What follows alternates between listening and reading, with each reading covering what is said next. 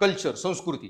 जर संस्कृतीवर तुम्हाला प्रश्न आला की संस्कृती म्हणजे काय, व्याख्याच आठवत नाहीये, तर सिंपल व्याख्या लक्षात ठेवा की man-made element of a society, समाजाचा मानवनिर्मित कुठलाही घटक, दॅट कम्स अंडर कल्चर, संस्कृती. सगळ्यात सिंपल. आता मी काय सांगितलेलं, बरीच प्राणी आहेत ना ते सामाजिक आहेत, आपण पण सामाजिक आहोत. मग असा भाग समाजाचा जो मानवाने निर्मित केलेला आहे, सो मानव निर्मित कुठलीही गोष्ट ना ती कल्चरचा पार्ट येतो. मग ती टँजिबल असेल किंवा इनटँजिबल. टँजिबल म्हणजे काय, फिजिकल गोष्टी ज्या बनवल्या. इनटँजिबल म्हणजे काय, तुमच्या ह्या ज्या कायदे नियम वगैरे जे समाजाने बनवले. सो आणि त्याच्यातल्या भौतिक गोष्टी विज्ञानातून वगैरे आलेल्या, ते म्हणजे तुमची सभ्यता, सिव्हिलायझेशनचा भाग. आता इश्यू काय होता की हे जे तुमचं हिस्ट्रीमध्ये तुम्हाला 3 पिरियड येतात. त्यानंतर आपण बघू एन्शियंट मिडिवल बघताना, पॅलिओलिथिक, मेझोलिथिक, निओलिथिक. ओके, त्यात पॅलिओलिथिक म्हणजे बर्फाचा एज, आईस एज ज्याला म्हणतो आपण. पॅलिओलिथिक मध्ये पण परत 3 पार्ट येतात, लोअर, मिडल, अप्पर. आता या तिन्हीमध्ये काय फरक आहे, लोअर, मिडल आणि अप्पर? तर 35 लाख वर्षापूर्वी जेव्हा माकडाचा माणूस बनायला चालू झालं, तो पिरियड येतो लोअर पॅलिओलिथिक. तो जवळपास 20 लाख बऱ्याच वर्ष चालतो पुढं. आता हा जो पिरियड आहे ना त्याच्यामध्ये फरक काय आहे? आता तुम्ही हिस्ट्रीच्या पुस्तकात काही वाचता की तुमचे फरक ह्याचा असतो, काय त्याला म्हणतात, स्टोन टूल्स वगैरे वगैरे. ते काय महत्वाचे फरक नाहीयेत. मेजर फरक त्यावेळी एवढा होता लोअर टू मिडल मध्ये की माकडाचा माणूस व्हायला लागला. सो ज्या मोमेंटला माकडाचा माणूस व्हायला लागला ना, आपण इतिहासात एक टाइम बनवला पॅलिओलिथिक. आता त्या टाइम पिरियडमध्ये पहिला पार्ट जो आहे लोअर, माकडाचा माणूस झालेला. सो फिजिकली आपण काय त्याला म्हणतात 30-40%, 50% माकडापेक्षा वेगळे दिसायला लागलेलो. सो पहिला difference between chimpanzee and humans तो येतो लोअर पॅलिओलिथिक. मग मिडल पॅलिओलिथिक जो टाइम पिरियड आहे त्याच्यामध्ये काय झालं की आता आपण 30-40% माणूस नाही आणि 70% चिंपांजीच होतो. आता 70-80% माणूस झालो, 30-40% चिंपांजी. म्हणजे फिजिकली आपण आता जास्त माणूस दिसत होतो. त्याला म्हणतात फिजिकल मॉडर्निटी. दिसायला म्हणजे काय, आपली पाठ बॅकबोन स्ट्रेट झाली, अंगठा फ्लेक्झिबल झाला वगैरे, शेपूट निघून गेलं, अंगावरचे केस गेले, हे सगळे जे झाले. होमो स्पिसीज म्हणतो ना, होमो इरेक्टस, होमो हॅबिलिस, ह्या येणे म्हणजे होमो म्हणजे माणसांसारखे जादा, तो पिरियड तुमचा येतो मिडल पॅलिओलिथिकचा. ओके, पण जरी आपण मिडल पॅलिओलिथिक मध्ये काय झालो, माणूस दिसतोय पूर्ण प्रॉपर बऱ्यापैकी, पण मेंटली आपण अजून माकडच होतो. असं कुठलंच काम करत नव्हतो जो माणूस करतोय, जे माकड करत नाही. खाणं पिणं झोपणे बस एवढंच चालू होतं, शिकार वगैरे. पहिल्यांदा आपण अशा गोष्टी करायला लागलो जो फक्त युनिकली मानव करतो. मी जे म्हणलं ना मॅन मेड. सो कल्चरची सुरुवात, संस्कृतीची. म्हणजे काय, जेव्हा आपण आग आपल्या ताब्यात आणली, आग आधीपासून लागत होती वनवे. जेव्हा तुम्ही स्वतः पेटवायला लागला लाकडं घासून वगैरे वगैरे, तसं मग माणसं काय करायचे, आग आग करून. पण आगीचा शोध कधीपासून लावला, काय लावला, आपण टाइम नाही सांगू शकत, कारण एव्हिडन्स नाहीये त्याचा काय आपल्याला आगीचा पर्टिक्युलरली. आणि असला तरी ती मॅनमेड आहे का निसर्गातूनच लागलेली आहे ते नाही सांगू शकत. पण आग पहिली गोष्ट होती. होमो इरेक्टस पहिल्यांदा आगीवर त्यांनी ताबा मिळवला. आता हे चालू असताना मग आपले बापजादे काय करायचे की आग लावली, त्यांना कळालं की शिजवलेलं मटण ज्यादा पचतंय, जनावर वगैरे सगळे जास्त आग वापरून शिजवून खायला लागले, तंदूर. आता हे करताना मग कोळसा ते तोंडातले चावायचे चावायचे चावायचे आणि मग भिंतीवर हात ठेवून हातावर थुकायचे. आजूबाजूला सगळा हात काढला की थुकलेलाचा निशाण. जोक नाही करत आहे, जगातली सगळ्यात ओल्डेस्ट पेंटिंग हीच मिळालेली आहे. एका भिंतीवर असे हजारो, असे 100 हात आहेत आणि त्याच्यावर ते कोळसा थुकलेला आहे त्यांनी. मानवाकडे पहिल्यांदा बुद्धी आली याचा पुरावा. लिटरली सांगतोय, ओल्डेस्ट केव्ह पेंटिंग आहे ते, 60,000 वर्षापूर्वीच्या आसपास ऑलमोस्ट.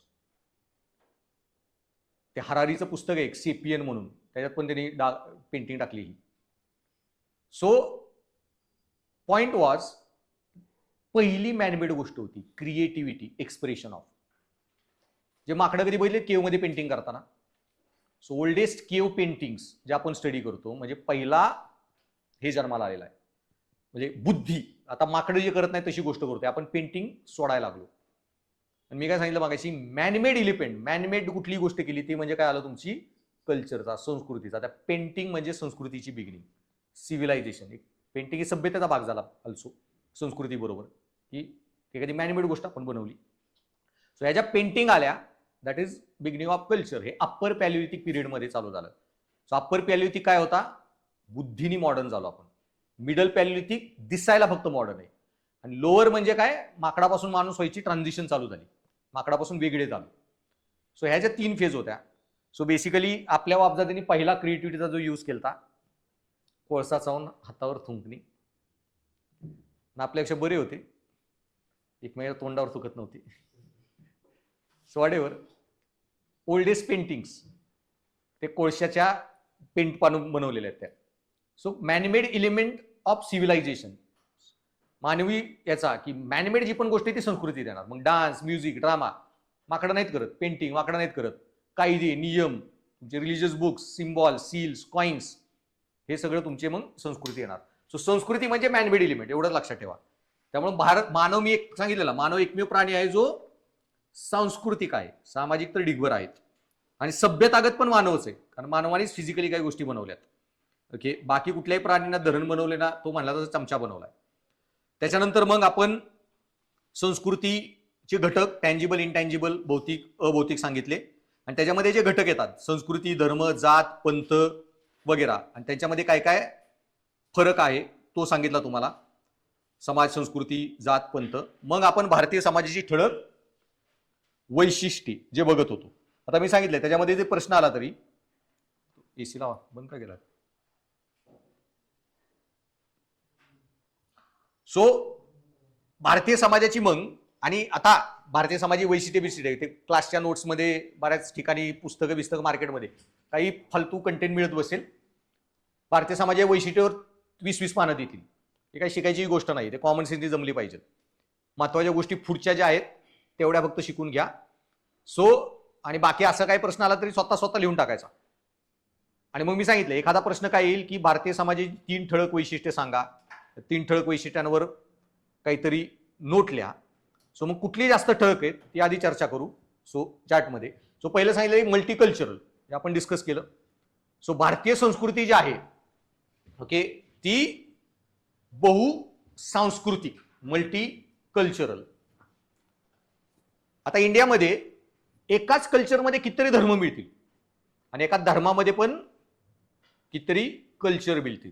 सो दोन्ही प्रकारे ही गोष्ट आहे, मल्टी कल्चरल आणि मल्टी रिलिजियस. ओके, आणि संस्कृती जो मॅनमेड एलिमेंट सांगितला. देन बहुआंशिक,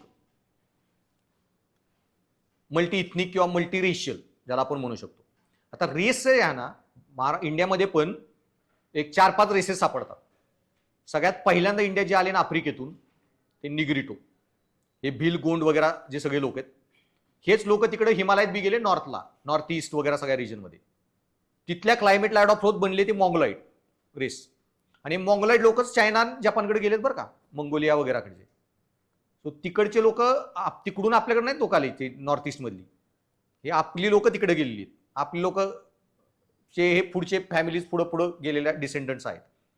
हेच लोक मग निग्रिटो बरेच रेसमधले म्यानमार पासून डायरेक्ट समुद्रातून, समुद्र नव्हता तेव्हा, आयसीज होतं, आणि त्याच्यामुळं वॉटर लेवल खूप खाली होत्या, 300-400 मीटरनी. आणि तुम्ही मॅप बघसाल ना, म्यानमार पासून सरळ डोंगर रांग आहे अंदमान निकोबारपर्यंत, आणि तीच डोंगर रांग खाली जाते पूर्ण इंडोनेशियापर्यंत. माउंटेन चेन कनेक्टेड होते सगळे. हे लोक चालत चालत अंदमानपर्यंत पोहोचले. आणि हे जे सेंटिनीज वगैरे आहेत ना, ते त्या काळी गेलेले, पण त्यांचं पुढं दुसऱ्या संस्कृती संबंधच नाही आला, देवाणघेवाण काही अपडेट नाही झालं. ते अजून पण स्टोन एज ट्राईबच आहे, ती सेंटिनीज काल जी सांगितलेली. सो तिथपर्यंत लोक पोहोचले, तिथून इंडोनेशिया, ऑस्ट्रेलिया, न्यूझीलंड सगळीकडे पोहोचले. सो ही निग्रिटो रेस, नॉर्थ ईस्ट मधली मॉंगोलाइट रेस. आता ते त्यांचे, आता रेस जो असतो ना, हा बायोलॉजिकली ऍक्सेप्टेड गोष्ट नाहीये, ते मानव समाजाने बनवलेली. पण काय ना, तुम्ही कुठेही बायोलॉजिकली एखाद्या एरियात राहिला गेला तर तुमच्या शरीरात बदल होणारच आहे. तुम्ही उन्हाळ्याच्या कडक उन्हाळ्याच्या इक्वेटरच्या भागात राहिला, तुमची स्किन डार्क होणार, स्किन कलर चेंज होणार वगैरे, आणि हजारो वर्ष लाखो वर्ष झाल्यावर तुमचं जेनेटिक्स थोडंफार अपडेट होणार आहे त्याला. तसं मॉंगोलाइड लोक ते राहत होते डोंगरामध्ये एवढ्या जोरात वारं कंटिन्युअसली, ऑटोमॅटिक तुमचे डोळे बारीकच होणार. मॉंगोलाइडमध्ये मग तिथं डोंगरदऱ्यामध्ये जो लय हायटेड आहे ना आणि हट्टा खट्टा जाडा हायटेड, हे लोक जास्त चान्स आहेत डोंगरात आणि जंगलात मरण्याची. सो एखादा लय उंच आहे, लांडगा कोल्हा वाघसिंह मागे लागला, पळत पळत कुठल्या तरी फांडीला धडकला आणि गेला. अशा लोकांचे जीन्स पुढे गेल्याच नाहीत. बुटके होते ते वाचले. लय उंच आहे, घसरून पडला दरीत, बुटके ते दर्या डोंगर पण इझिली चालू शकले. त्याच्यामुळे ऍक्च्युली हे जेनेटिक ऍडव्हान्टेज. मॉंगोलाइड रेस तशी बनत गेली, डोंगरात हजारो लाखो वर्ष राहिली, जंगलात राहिली, त्यांचे फीचर्स बदलले, ते मॉंगोलाइड रेस बनली. मग आले द्रविडियन एक रेस आणि आर्यन वगैरे. पण टेक्निकली सो इंडिया बहुवंशीय पण आहे. पण लक्षात घ्या की इंडियामध्ये म्हणजे वंश ही बायोलॉजीमध्ये ऍक्सेप्टेड गोष्ट नाही. वंशाचा काय प्रकार नसतो का क्लासिफिकेशनमध्ये. कारण आपण जी प्रजाती म्हणतो ना बायोलॉजीत, ही बायोलॉजिकल आहे गोष्ट. मग प्रजाती कशी डिफाईन केली जाते बायोलॉजीत? की ही प्राण्यांची जात वेगळी आहे, सेम आहे, कसं ठरवत आपण? आफ्रिकन हत्ती, भारतीय हत्ती, आफ्रिकन लायन, इंडियन लायन सेमच आहेत का वेगळे आहेत प्रजाती?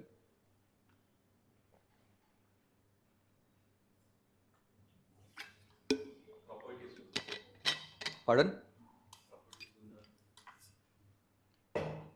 कसल्या प्रॉपर्टी?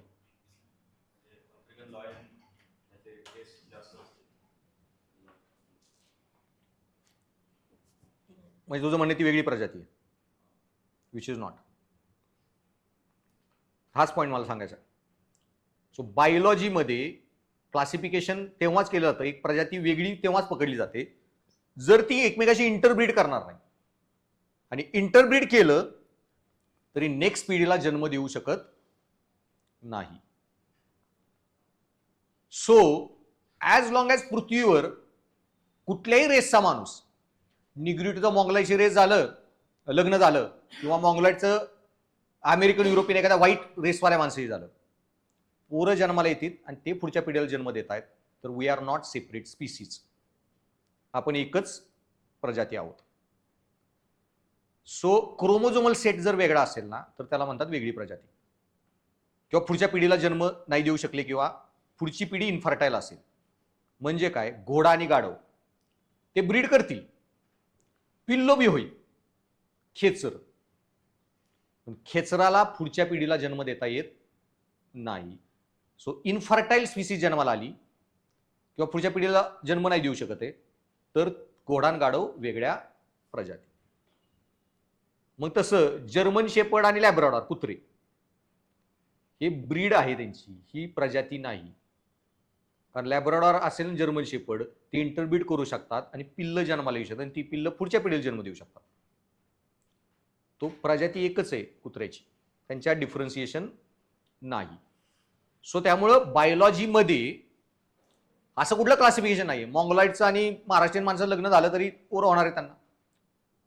सो रेस ही बायोलॉजीत ऍक्सेप्ट नाही. कुठल्याही रेसचा माणूस कुणाशी लग्न झालं, पोरांना जन्म देतोय म्हणजे आपण मानवच आहोत, प्रजाती एकच आहे. आपला क्रोमोझोमल सेट सेम आहे, त्यांच्याकडे बी 46 आपल्याकडे बी 46 आहेत.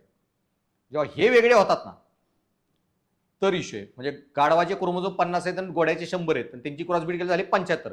आता 75 वाला पिल्लाला जन्म देऊ शकत नाही ना, ती घोड्याची ब्रीड करू शकते ना गाढवाची, आणि पुढची पिढी जमू शकत नाही, कारण त्याच्यात एम्ब्रिओ बनताना एग अँड स्पर्म, ते मायटोसिस मियोसिस ते घडूनच येऊ शकत नाही, त्याला कळणारच नाही सेलला काय करायचे नक्की. सो क्रोमोझोमल सेट वेगळे झाले तरच प्रजाती. सो बट इंडिया बहुवांशिक पण आहे, पण race is not generally used as a attribute of classification बायोलॉजीमध्ये. देन बहुधर्मीय, इंडिया मल्टी रिलिजियस, सगळ्यात ती एक महत्वाची गोष्ट आहे. आणि इंडिया एकमेव कंट्री आहे बरं का ज्याच्यात तुम्हाला सगळे धर्म सापडतात, आणि एकमेव कंट्री विशेष की जिच्यामध्ये ज्यू लोकांना कधी मारलं गेलं नाही.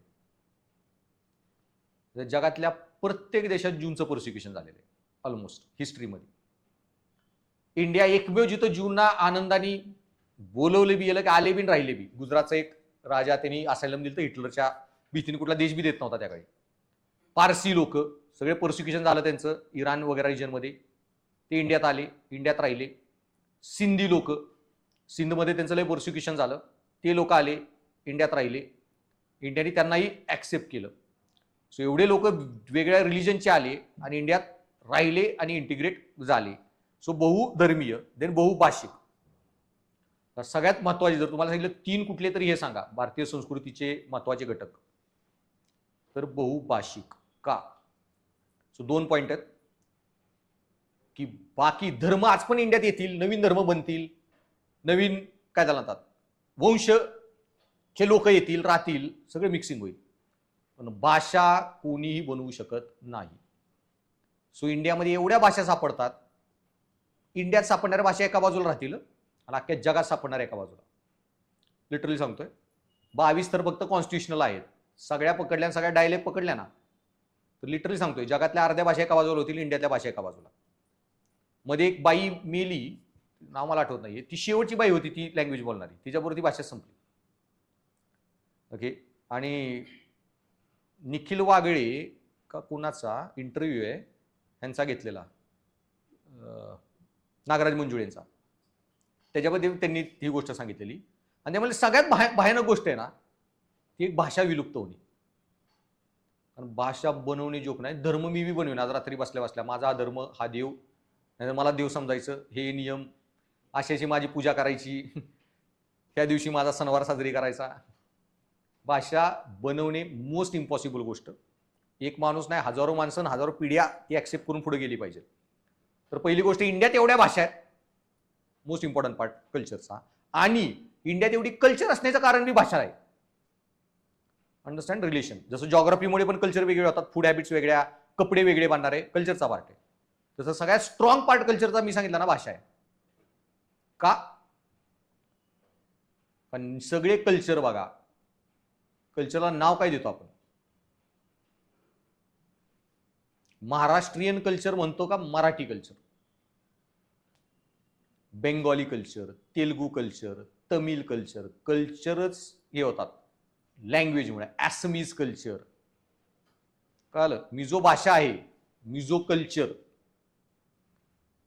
नेपाळी कल्चर, भाषा आहे नेपाळी. सो लँग्वेज इतकं स्ट्रॉंग आहे की लँग्वेजमुळे कल्चरला नावं पडलेली आहेत. ओके.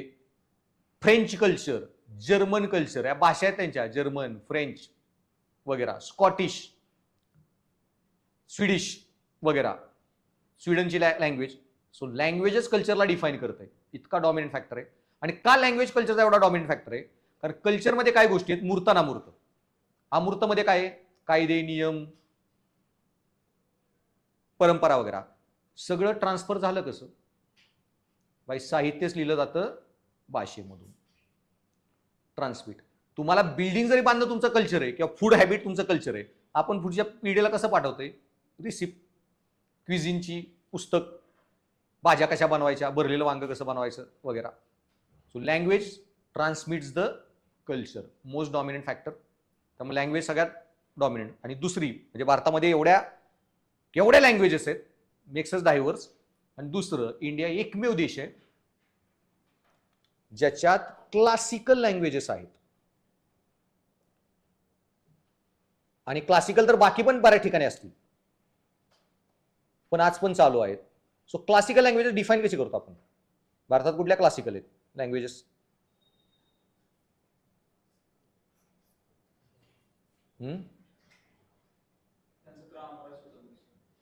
स्वतंत्र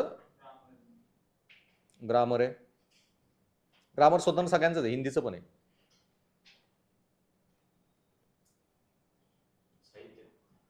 साहित्य हिंदीचं पण आहे, क्लासिकल नाही आहे. हिंदी, भोजपुरी क्लासिकल नाही आहेत. क्लासिकल कुठले ते सांगा. संस्कृत, तमिळ,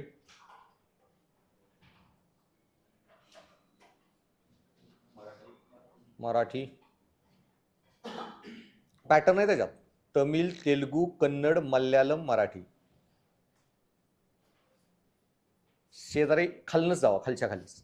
ओडिसा, बेंगॉली. तिकडे जायचं नॉर्थला, अजून तिकडे जायचं. आसाम, ॲसमीज वगैरे आणि संस्कृत. आता या लँग्वेजेसमध्ये क्लासिकल काय आहे की ज्या हजारो वर्षापासून चालू आहेत. मराठी, सातवाहनांच्या टाइम पिरियडचे आपल्याकडे पुस्तक आहेत मराठीची. आणि ह्या लँग्वेजेस आज पण, ही लय मेजर कंडिशन आहे महत्वाची, इंटॅक्ट आहेत. They follow the same rules जे हजारो वर्षापूर्वी होते. म्हणजे काय, आता मराठीत नवीन शब्द खूप आलेत. फडणवीस मी सांगितलं पारसी शब्द आहे, शहा पारसी शब्द आहे, मनुस्मृती इराणी पारसी शब्द आहे. सो हे सगळे पारसी शब्द आहेत. सुभेदार पारसी शब्द आहे, पेशवा पारसी शब्द आहे. असले शब्द आले, पर्शियन बरेच आपल्याकडे प्रभाव झाला. पण तुम्हाला जर 1000 वर्षापूर्वी मराठीतल्या एखादी ऑर्डर मिळाली ना, किंवा शिवाजी महाराजांच्या काळामधली, भले ती मोडी लिपीत असेल, तुम्हाला माहित नसेल वाचायला, पण ती मराठीत मोडी लिपीतल्या वाल्यांनी ट्रान्सपोर्ट करून दिली देवनागरीत, आणि तुम्ही जर वाचली ना, तुम्हाला आरामात ती ऑर्डर कळू शकते. एखादा शब्द अवघड काढणार नाही, काय म्हणणे, पण ऐतिहासिक जो संदर्भ आहे तो तुम्हाला आरामात वाचता येऊ शकतो. आणि त्याच्यामुळं म्हणजे काय की हजारो वर्षांनंतर ते लँग्वेजेस एकाच रूलनी चालू आहेत. संस्कृत 2500 वर्षांनी पण पाणिनीने जे अष्टाध्यायी लिहून ठेवलेलं तेच संस्कृतच्या ग्रामरचे रूल आज पण संस्कृतला लागू आहेत. तसं तमिळ लोकांचं कुठल्या ग्रामरचं पुस्तक, हिस्ट्री,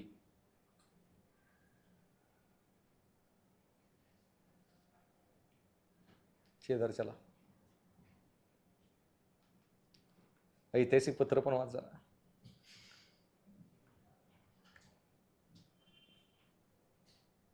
सेकंड तमिळ संगम जो झालेला, त्याच्यात एक पुस्तक लिहिलं गेलेलं तोलकापियाम, हे तमिळ ग्रामरचं पुस्तक आहे. आज पण तमिळचं ग्रामर त्या भाषेने, त्या रूलनी डिफाईन होतं.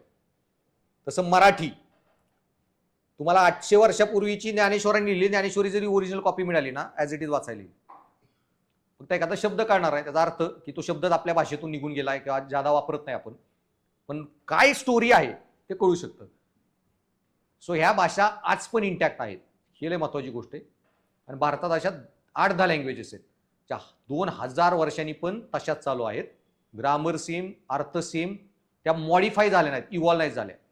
जशी हिंदी, उर्दू बिर्दू हे मॉडिफाय होऊन नवीनच भाषा बनली.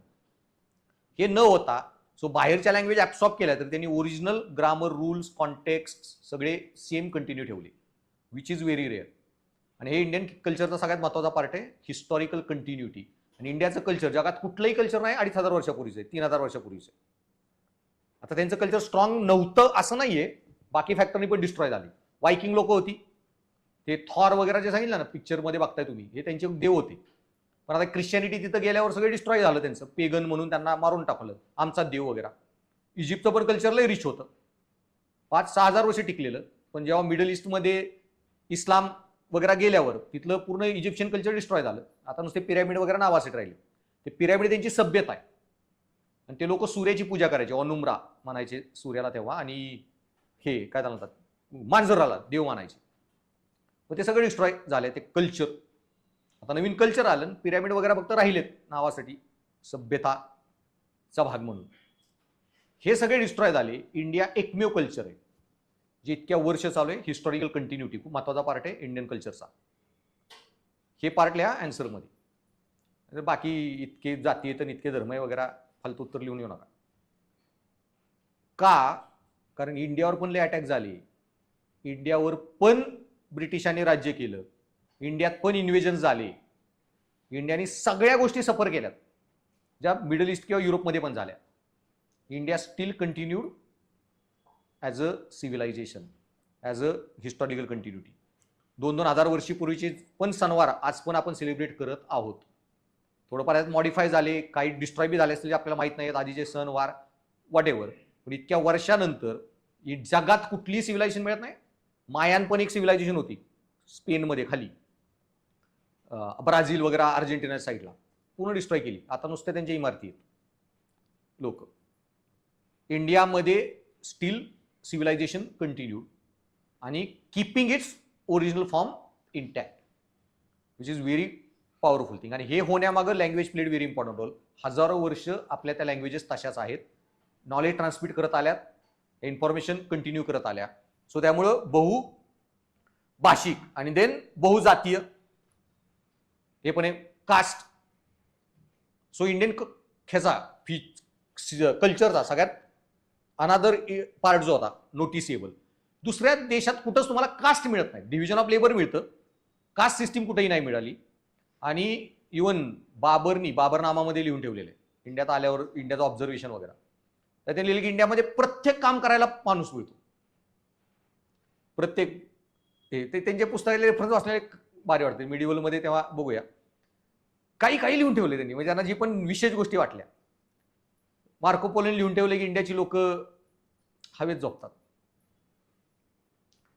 हवेत झोपतात म्हणजे त्यालाही म्हणायचं होतं डिटेलमध्ये, असं नाही म्हणला तो हवेत झोपतात, पण श्रीमंत लोक खाली, तो केरळाच्या साईडने गेलेला, सापले असायचे, खाली झोपला की चावून मारायचा लई चान्सेस, म्हणून पाळणा करून उलटा लटकावायचा भिंतीपासून. सो पाळणे ते प्रकार त्यांनी इंडियात पहिल्यांदा बघितलेला. परत इंडियातली लोक खजुराची दारू पितात, टॉडी आपण जे म्हणतात ताडी, ते झाड त्यांनी इंडियाकडे बघितलं, पण ह्याची दारू कशी बनवायची आपली शिंदाच्या झाडाची, ती कल्ट त्यांनी इंडियात बघितला. आणि ते पण लिहून ठेवलंय की डेट वाईन पितात तिथं लोक, म्हणजे तिकडं त्यांची वेगळी वाईन असेल. सो ताडी जे म्हणतो आपण तिला पिली जाते इंडियात वगैरे. सो काही ऑब्झर्वेशन लिहून ठेवल्यात. तसं तिकडं समरकंद वगैरेच्या साईडला त्यांच्या ज्या सिटी होत्या ना, तिथं काय करायचे, ते रात्री पण मशाली पेटवून हे ठेवायचे, आपले कसे स्ट्रीट लॅम्प असतात ना, तसे पोलवर तेल टाकून ज्योत पेटवून जाळ करून टाकायचा, म्हणजे माणसाला रस्त्यावर दिसावं. तो म्हणला दिल्लीमध्ये आल्यावर की इथं कुठं हा प्रकारच नाही, स्ट्रीट लॅम्पच नाही येत कुठं, लाईट सगळा अंधारच अंधार. मग रात्री माणसं तो म्हणला एकाच्या घरावरून दुसरीकडे जायचं असेल ना, तर ते कंदील घेऊन फिरतात, म्हणजे माणूस चाललाय बाहेर साईडला त्याचे 2 नोकर वगैरे आहेत, कंदील घेऊन त्याच्या पुढे चालतायत. अशा काही गोष्टी लिहिल्या त्यांनी. आणि त्याच्यावर प्रश्न पण आले तर हिस्ट्रीमध्ये, की किताबे हिंद मधून भारताबद्दल तुम्हाला काय माहिती मिळते, जे तुम्हाला आता आर्ट कल्चरमध्ये प्रश्न आहे ना GS1 मध्ये, हे असले येतात.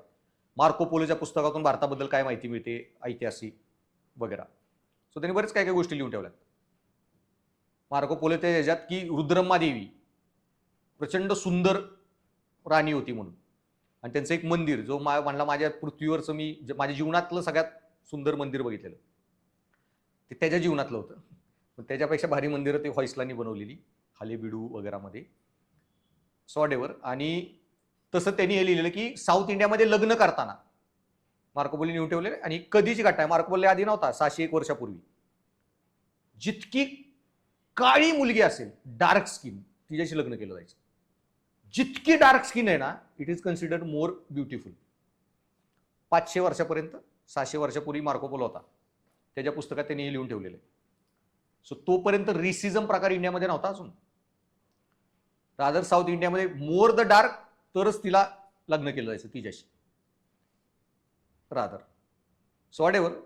सो ते भारी भारी गोष्टी त्यांनी लिहून ठेवलेल्या, म्हणजे त्यांना ज्या शॉकिंग वाटल्या त्याच्यामध्ये ते बाबरनामात त्यांनी ते मेन्शन केलेलं आहे की इंडियात प्रत्येक जातीचं, जात त्यांनी मेन्शन नाही केली, त्याने असं लिहिलं की प्रत्येक काम करायला लेबर मिळतो.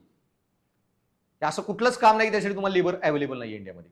आणि त्यांनी खूप लेबर घेऊन गेलं तिकडं, त्याचे राजधानी साईडला कामं करायला वगैरे. सो ते बहुजातीय आणि देन बहुपंथीय. पंथ पण काल मी बघितले आपण की इंडियामध्ये जे आयडिओलॉजिकल डिफरन्सेस आले धर्मावर, स्पिरिच्युअल. आता त्याच्यानंतर मग विविधतेत एकता, वसुधैव कुटुंबकम. आय गेस विविधतेत एकता हा कन्सेप्ट उपनिषदामधून येतो.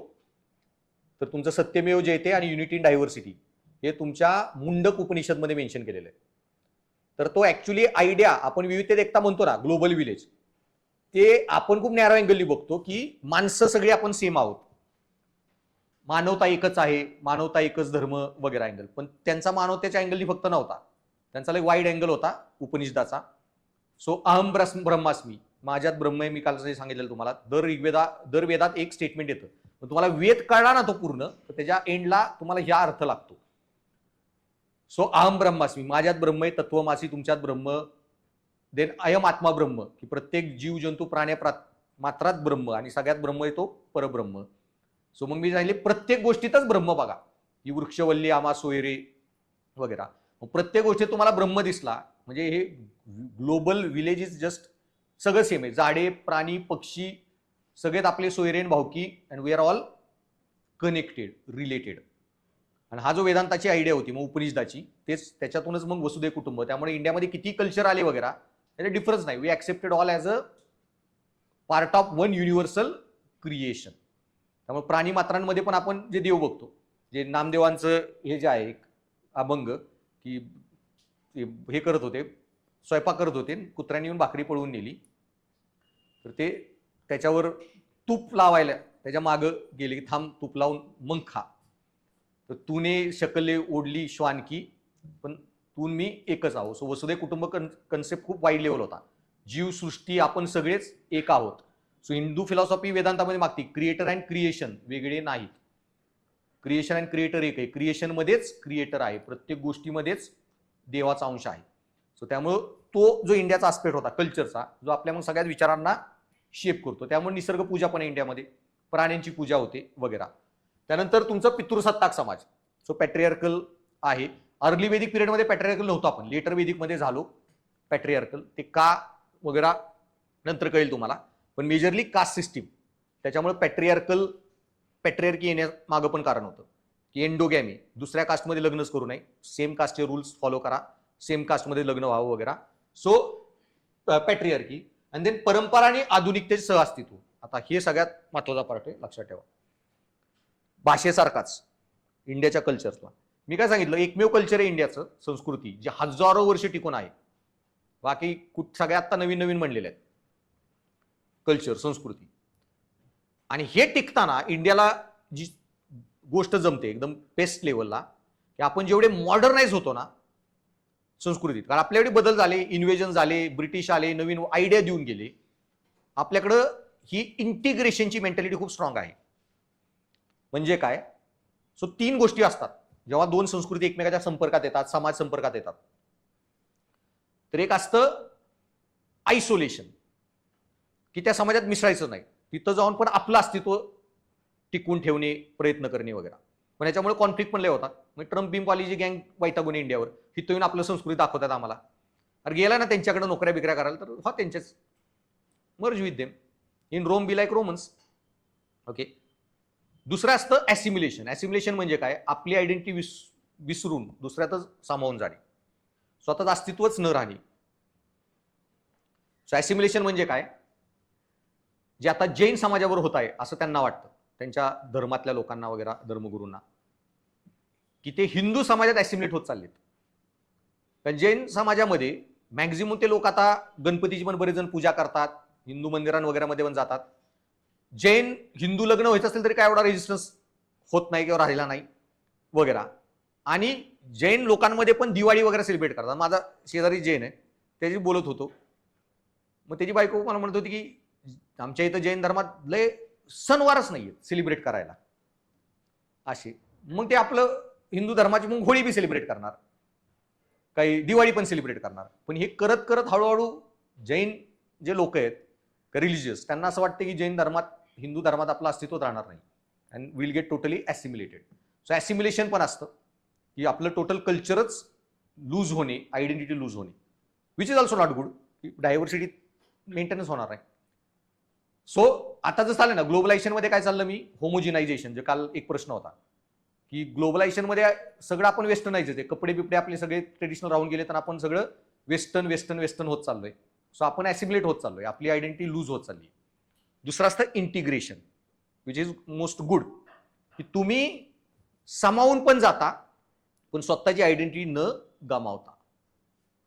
सो अमेरिकेत गेला ना, स्वतःचे सणवार पण करा भाई, त्यांचा क्रिसमस बी करा ना तिथं आहात तर. ओके.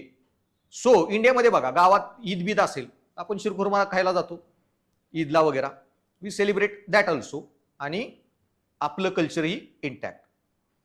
ही जी मेंटॅलिटी आहे हिंदू कल्चरमध्ये स्पेशली इंटिग्रेशन, कारण आर्यन कल्चर जेव्हा आलं, आर्यन कल्चरमध्ये ही मेंटॅलिटी होती इंटिग्रेशनची. त्यामुळं तुम्हाला खूप कमी लढाया मिळतील आर्यन लोक जेव्हा आली इंडियात तेव्हा काय त्याला म्हणतात की इथं डिस्ट्रॉय केलं इथलं कल्चर वगैरे आणि लोक फोर्सफुली कन्वर्ट केले वगैरे.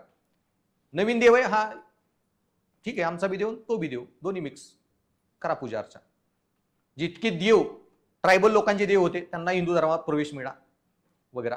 आणि हे जे इंटिग्रेशन होत गेलं, ओके, मग आपले गावागावातले मी सांगितलं ना लोकल पण आपले देव असतात त्यांनाही धर्मात पूजा स्थान. म्हणजे मला काय म्हणायचं की गावातला तुमचा एखादा लोकल देव जरी असेल तर मग त्याचाही काही एखादा वर्षातला दिवस असेल तर त्याच्याही पूजेला पंडित येणार, सेम रिच्युअल करणार आणि झालं. सो असं नाही की मग हा देव आपला नाही तो देव आपला वगैरे, हे डिस्क्रिमिनेशन ज्याला म्हणतो आपण इंटिग्रेशन. सो इंडियन कल्चर बी टिकलं आणि नवीन कल्चर पण ऍक्सेप्ट करत गेलो आपण, इंटिग्रेशन मेंटॅलिटी. आता ही का महत्वाची अंडरस्टँड, ह्याच्यामुळे इंडियाची कंटिन्युटी हिस्टॉरिकल टिकून आहे. म्हणजे काय समजा, हे नसणे म्हणजे काय ते समजून घ्या. आता सी इंटिग्रेशन होताना ही मेंटॅलिटी नसेल तर का डिस्ट्रक्शन होतं. नाव सी ग्लोबलायझेशन येत आहे, आपले नवीन मूल्य येत आहेत, व्हॅल्यूज येत आहेत. आता सी ग्लोबलायझेशन अशी गोष्ट आहे ना कोणी थांबवू शकत नाही, कारण त्याच्या मागे जी गोष्ट आहे पैसा. पैसा सगळ्यांना पाहिजे, संस्कृती नसली तरी चालेल. आता ग्लोबलायझेशन मध्ये काय होतं, तुम्ही जेव्हा ग्लोबलायझेशन करताना पहिल्यांदा ग्लोबलायझेशनचा कन्सेप्ट आला तो इकॉनॉमिक होता, FDI FII. ऍडम स्मिथ 100 वर्षापूर्वी बोललेला ग्लोबलायझेशन करा पुस्तकात, 100 नाही 200 वर्षापूर्वी. त्याचीच आयडिया आज लागू होतीये ग्लोबलायझेशन. तो काय म्हणलेला, इकॉनॉमीमध्ये सगळ्यात चांगली कधी चालणार आहे, इकॉनॉमीत काही बॅरियर नाही पाहिजे, गोष्टी इकडून तिकडे इझिली जाऊ द्या, ट्रेड टॅरिफ हटवा, इम्पोर्ट एक्सपोर्ट ओपन होऊ द्या, बिझनेस कुठले काय करायचे रिस्ट्रिक्शन असले नाही पाहिजे वगैरे, मोबिलिटी पाहिजे सगळी इझी. हेच पुढे ग्लोबलायझेशनचा कन्सेप्ट होता की सगळे देश इंटरकनेक्ट करा, गोष्टी ट्रान्सफर होतील, इंडिया सॉफ्टवेअर बनवेल, बांगलादेश कपडे बनवेल, इकडून तिकडे ट्रान्सपोर्ट ओपन सगळं करा. आता हे करताना इकॉनॉमिक ग्लोबलायझेशन प्रॉब्लेम आहे ना, you can't only have economic globalisation. शक्यच नाही, ते होतच नाही. का बाई इंडियात तुम्हाला FDI FII पाहिजे तर ग्लोबलायझेशन बरेच टाईप असतात, पुढे बघायचं सेपरेट टॉपिक. इकॉनॉमिक ग्लोबलायझेशन तसं तुमचं पॉलिटिकल असतं, कल्चरल असतं ग्लोबलायझेशन, सगळ्यात फील्डमध्ये होतं. मग इश्यू काय ना, FDI FII ला तुम्हाला कंपनी पाहिजे इंडियात, त्यांनी कंपनी टाकली ऑटोमॅटिक. ते काय पहिले म्हणणार आहेत इंडियात ग्लोबलायझेशन मध्ये कंपनी टाकायची तर तुमचे लेबर लॉ अपडेट करा. मग लेबर लॉ अपडेट इंडियाला करावंच लागणार आहे, आवडू किंवा न आवडू कायदा बनवावा लागणार.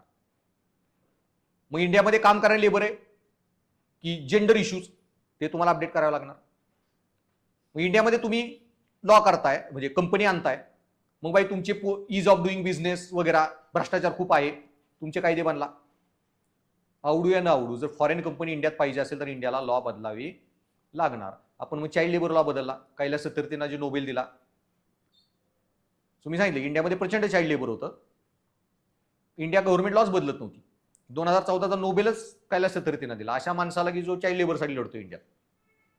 इंडियाला मजबुरी 2015ला चाइल्ड लेबरचा लॉ पास करावा लागला.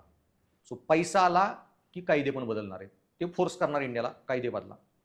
ओके, ट्रम्पनी जे केलं टेस्ला, इंडियाला टॅरिफ लावत होतं, ट्रम्प आल्यावर म्हणला तुमच्या गोष्टींवर टॅरिफ. जे त्यांनी खतरनाक टॅरिफ लावले ना तरी त्यांनी इंडियाला गुडघे आणलं नव्हतं बरं का. इंडियन गव्हर्नमेंट का गप बसून मार खात होती, कारण त्यांनी फक्त गुड्सवर टॅरिफ लावलेली.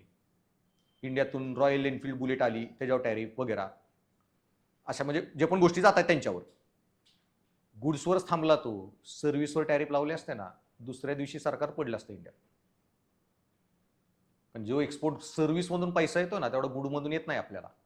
त्या स्टेजपर्यंत इंडियन गव्हर्नमेंटनी जाऊन दिलं नाही त्याला, गप बसून मार खाल्ला. हा बरं टेस्ला येऊ दे, सगळे 115% टॅक्स रेट होता टेस्लाच्या त्या EV गाड्यांवर, डायरेक्टच 20%वर आणला एका ट्रम्पच्या झटक्यात. सो कायदे बदलावे लागतात. सो ग्लोबलायझेशनमुळे काय होतंय, इकॉनॉमिक ग्लोबलायझेशनमुळे पॉलिटिकल ग्लोबलायझेशन. तसं इकॉनॉमिक ग्लोबलायझेशनमुळे ऑटोमॅटिकली मग तुमचं सांस्कृतिक पण होणार आहे. का, कारण FDI FII येताना ते काय नुसते हे नाहीत आणणार आहेत मॅगडियन बर्गरवर पण येणार आहे तुमचा व्हॅलेंटाईन डे, मॅगडिन बरोबर येणार आहे तुमचं पूर्ण नवीन फूड हॅबिट. आणि ते कल्चर आलं की तुमच्या समाजात जर मेंटॅलिटी नसेल ना इंटिग्रेट करायची तर प्रॉब्लेम होतात, जे इंडिया करत आला. ट्रेडिशनला बी कंटिन्यू ठेवायचं, मॉडर्निटीचा. आपण वेस्टर्न कपडे बी घालतो, सणवाराला आपले ट्रेडिशनल पण घालतो. आपण आपले जुने सणवार बी सेलिब्रेट करतोय, आणि Valentine, chocolate day, Christmas, new year ते बी सेलिब्रेट करतोय. ही मेंटॅलिटी लय गरजेची असते. आता ही नसली काय, आता ह्याच्यात इश्यू काय आहे ना, की ह्याच्यात थोडा आयडिओलॉजिकलचा इश्यू आहे, प्रॉब्लेम. सी, पॉलिटिकल आयडिओलॉजी कुठल्या आहेत? लेफ्टिस्ट आणि राईटिस्ट. आणि एक असते कॉन्झर्वेटिव्ह आणि लिबरल. डावे, उजवे आणि लिबरल, उदारमतवादी आणि तुमचे कॉन्झर्वेटिव्हला काय म्हणतो आपण, पुराणमतवादी. आता ऍक्च्युली हे 4 वेगळ्या पाहिजेत, पण इंडियातले कन्फ्युजन आहे, जगात सगळीकडेच. लेफ्टिस्ट, राईटिस्ट, डावे उजवे कसे आले? मी फ्रेंच राजा, वादविवाद वाढलेले तिथं फ्रेंच समाजात.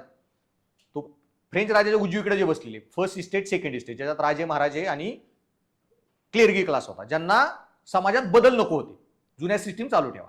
थर्ड इस्टेटमध्ये कोण होते? बर्जुआ क्लास, नवीन जो इंडस्ट्रियल रिव्होल्युशनमुळे मिडल क्लास बनलेला. त्यांना काय पाहिजे होतं? सिस्टीम चेंज करा. ओके, सो लेफ्टिस्ट लोक डावेकडे बसलेले. सो ह्याच्यातूनच पॉलिटिकल आयडिओलॉजी बनल्या जगात, डावे आणि उजवे. लेफ्टला बसलेले ज्यांना बदल पाहिजे होता, उजवीकडे बसलेले ज्यांना बदल नको होता. ओके, उदारमतवादी आणि पुराणमतवादी असं असोसिएशन झालं. आता इश्यू काय नाही याच्यात, लेफ्टिस्ट लोकांना काय आहे ना, बदल पाहिजे. कुठले? सांस्कृतिक, धार्मिक, महिलांना अधिकार द्या, संस्कृतीमध्ये बदल करा, जुन्या जातीवाद वगैरे सगळं हटवा. कम्युनिस्ट लोक सगळे बदल करा, पण ह्यांना आर्थिक मॅटरमध्ये बदल नकोय. कम्युनिस्ट इकॉनॉमीमध्ये स्टेट कंट्रोल वगैरे, तिथं एफडीआय नको, एफआय नको, फॉरेन इन्व्हेस्टमेंट नको, भारताला क्लोज करा. आणि उजवे म्हणजे बीजेपी घेऊन घ्या, पकडून घ्या, राईटिस्ट पार्टी आहे उजवी. त्यांना धर्मात बदल नको, संस्कृतीत बदल नको, महिलांच्या अधिकारात, बाकी कसल्या गोष्टीत बदल नको, पण आर्थिक बाबतीत FDI, FI, ease of doing business, you द्या फॉरेन इन्व्हेस्टमेंट. कळलं प्रॉब्लेम काय ना, दोन्ही साईडचा. You can't have only one kind of liberalism. नुसतंच आर्थिक, पण सामाजिक, धार्मिक, राजकीय नको. आणि नुसतंच धार्मिक, सामाजिक, आर्थिक, राजकीय, पण आर्थिक बदल नको.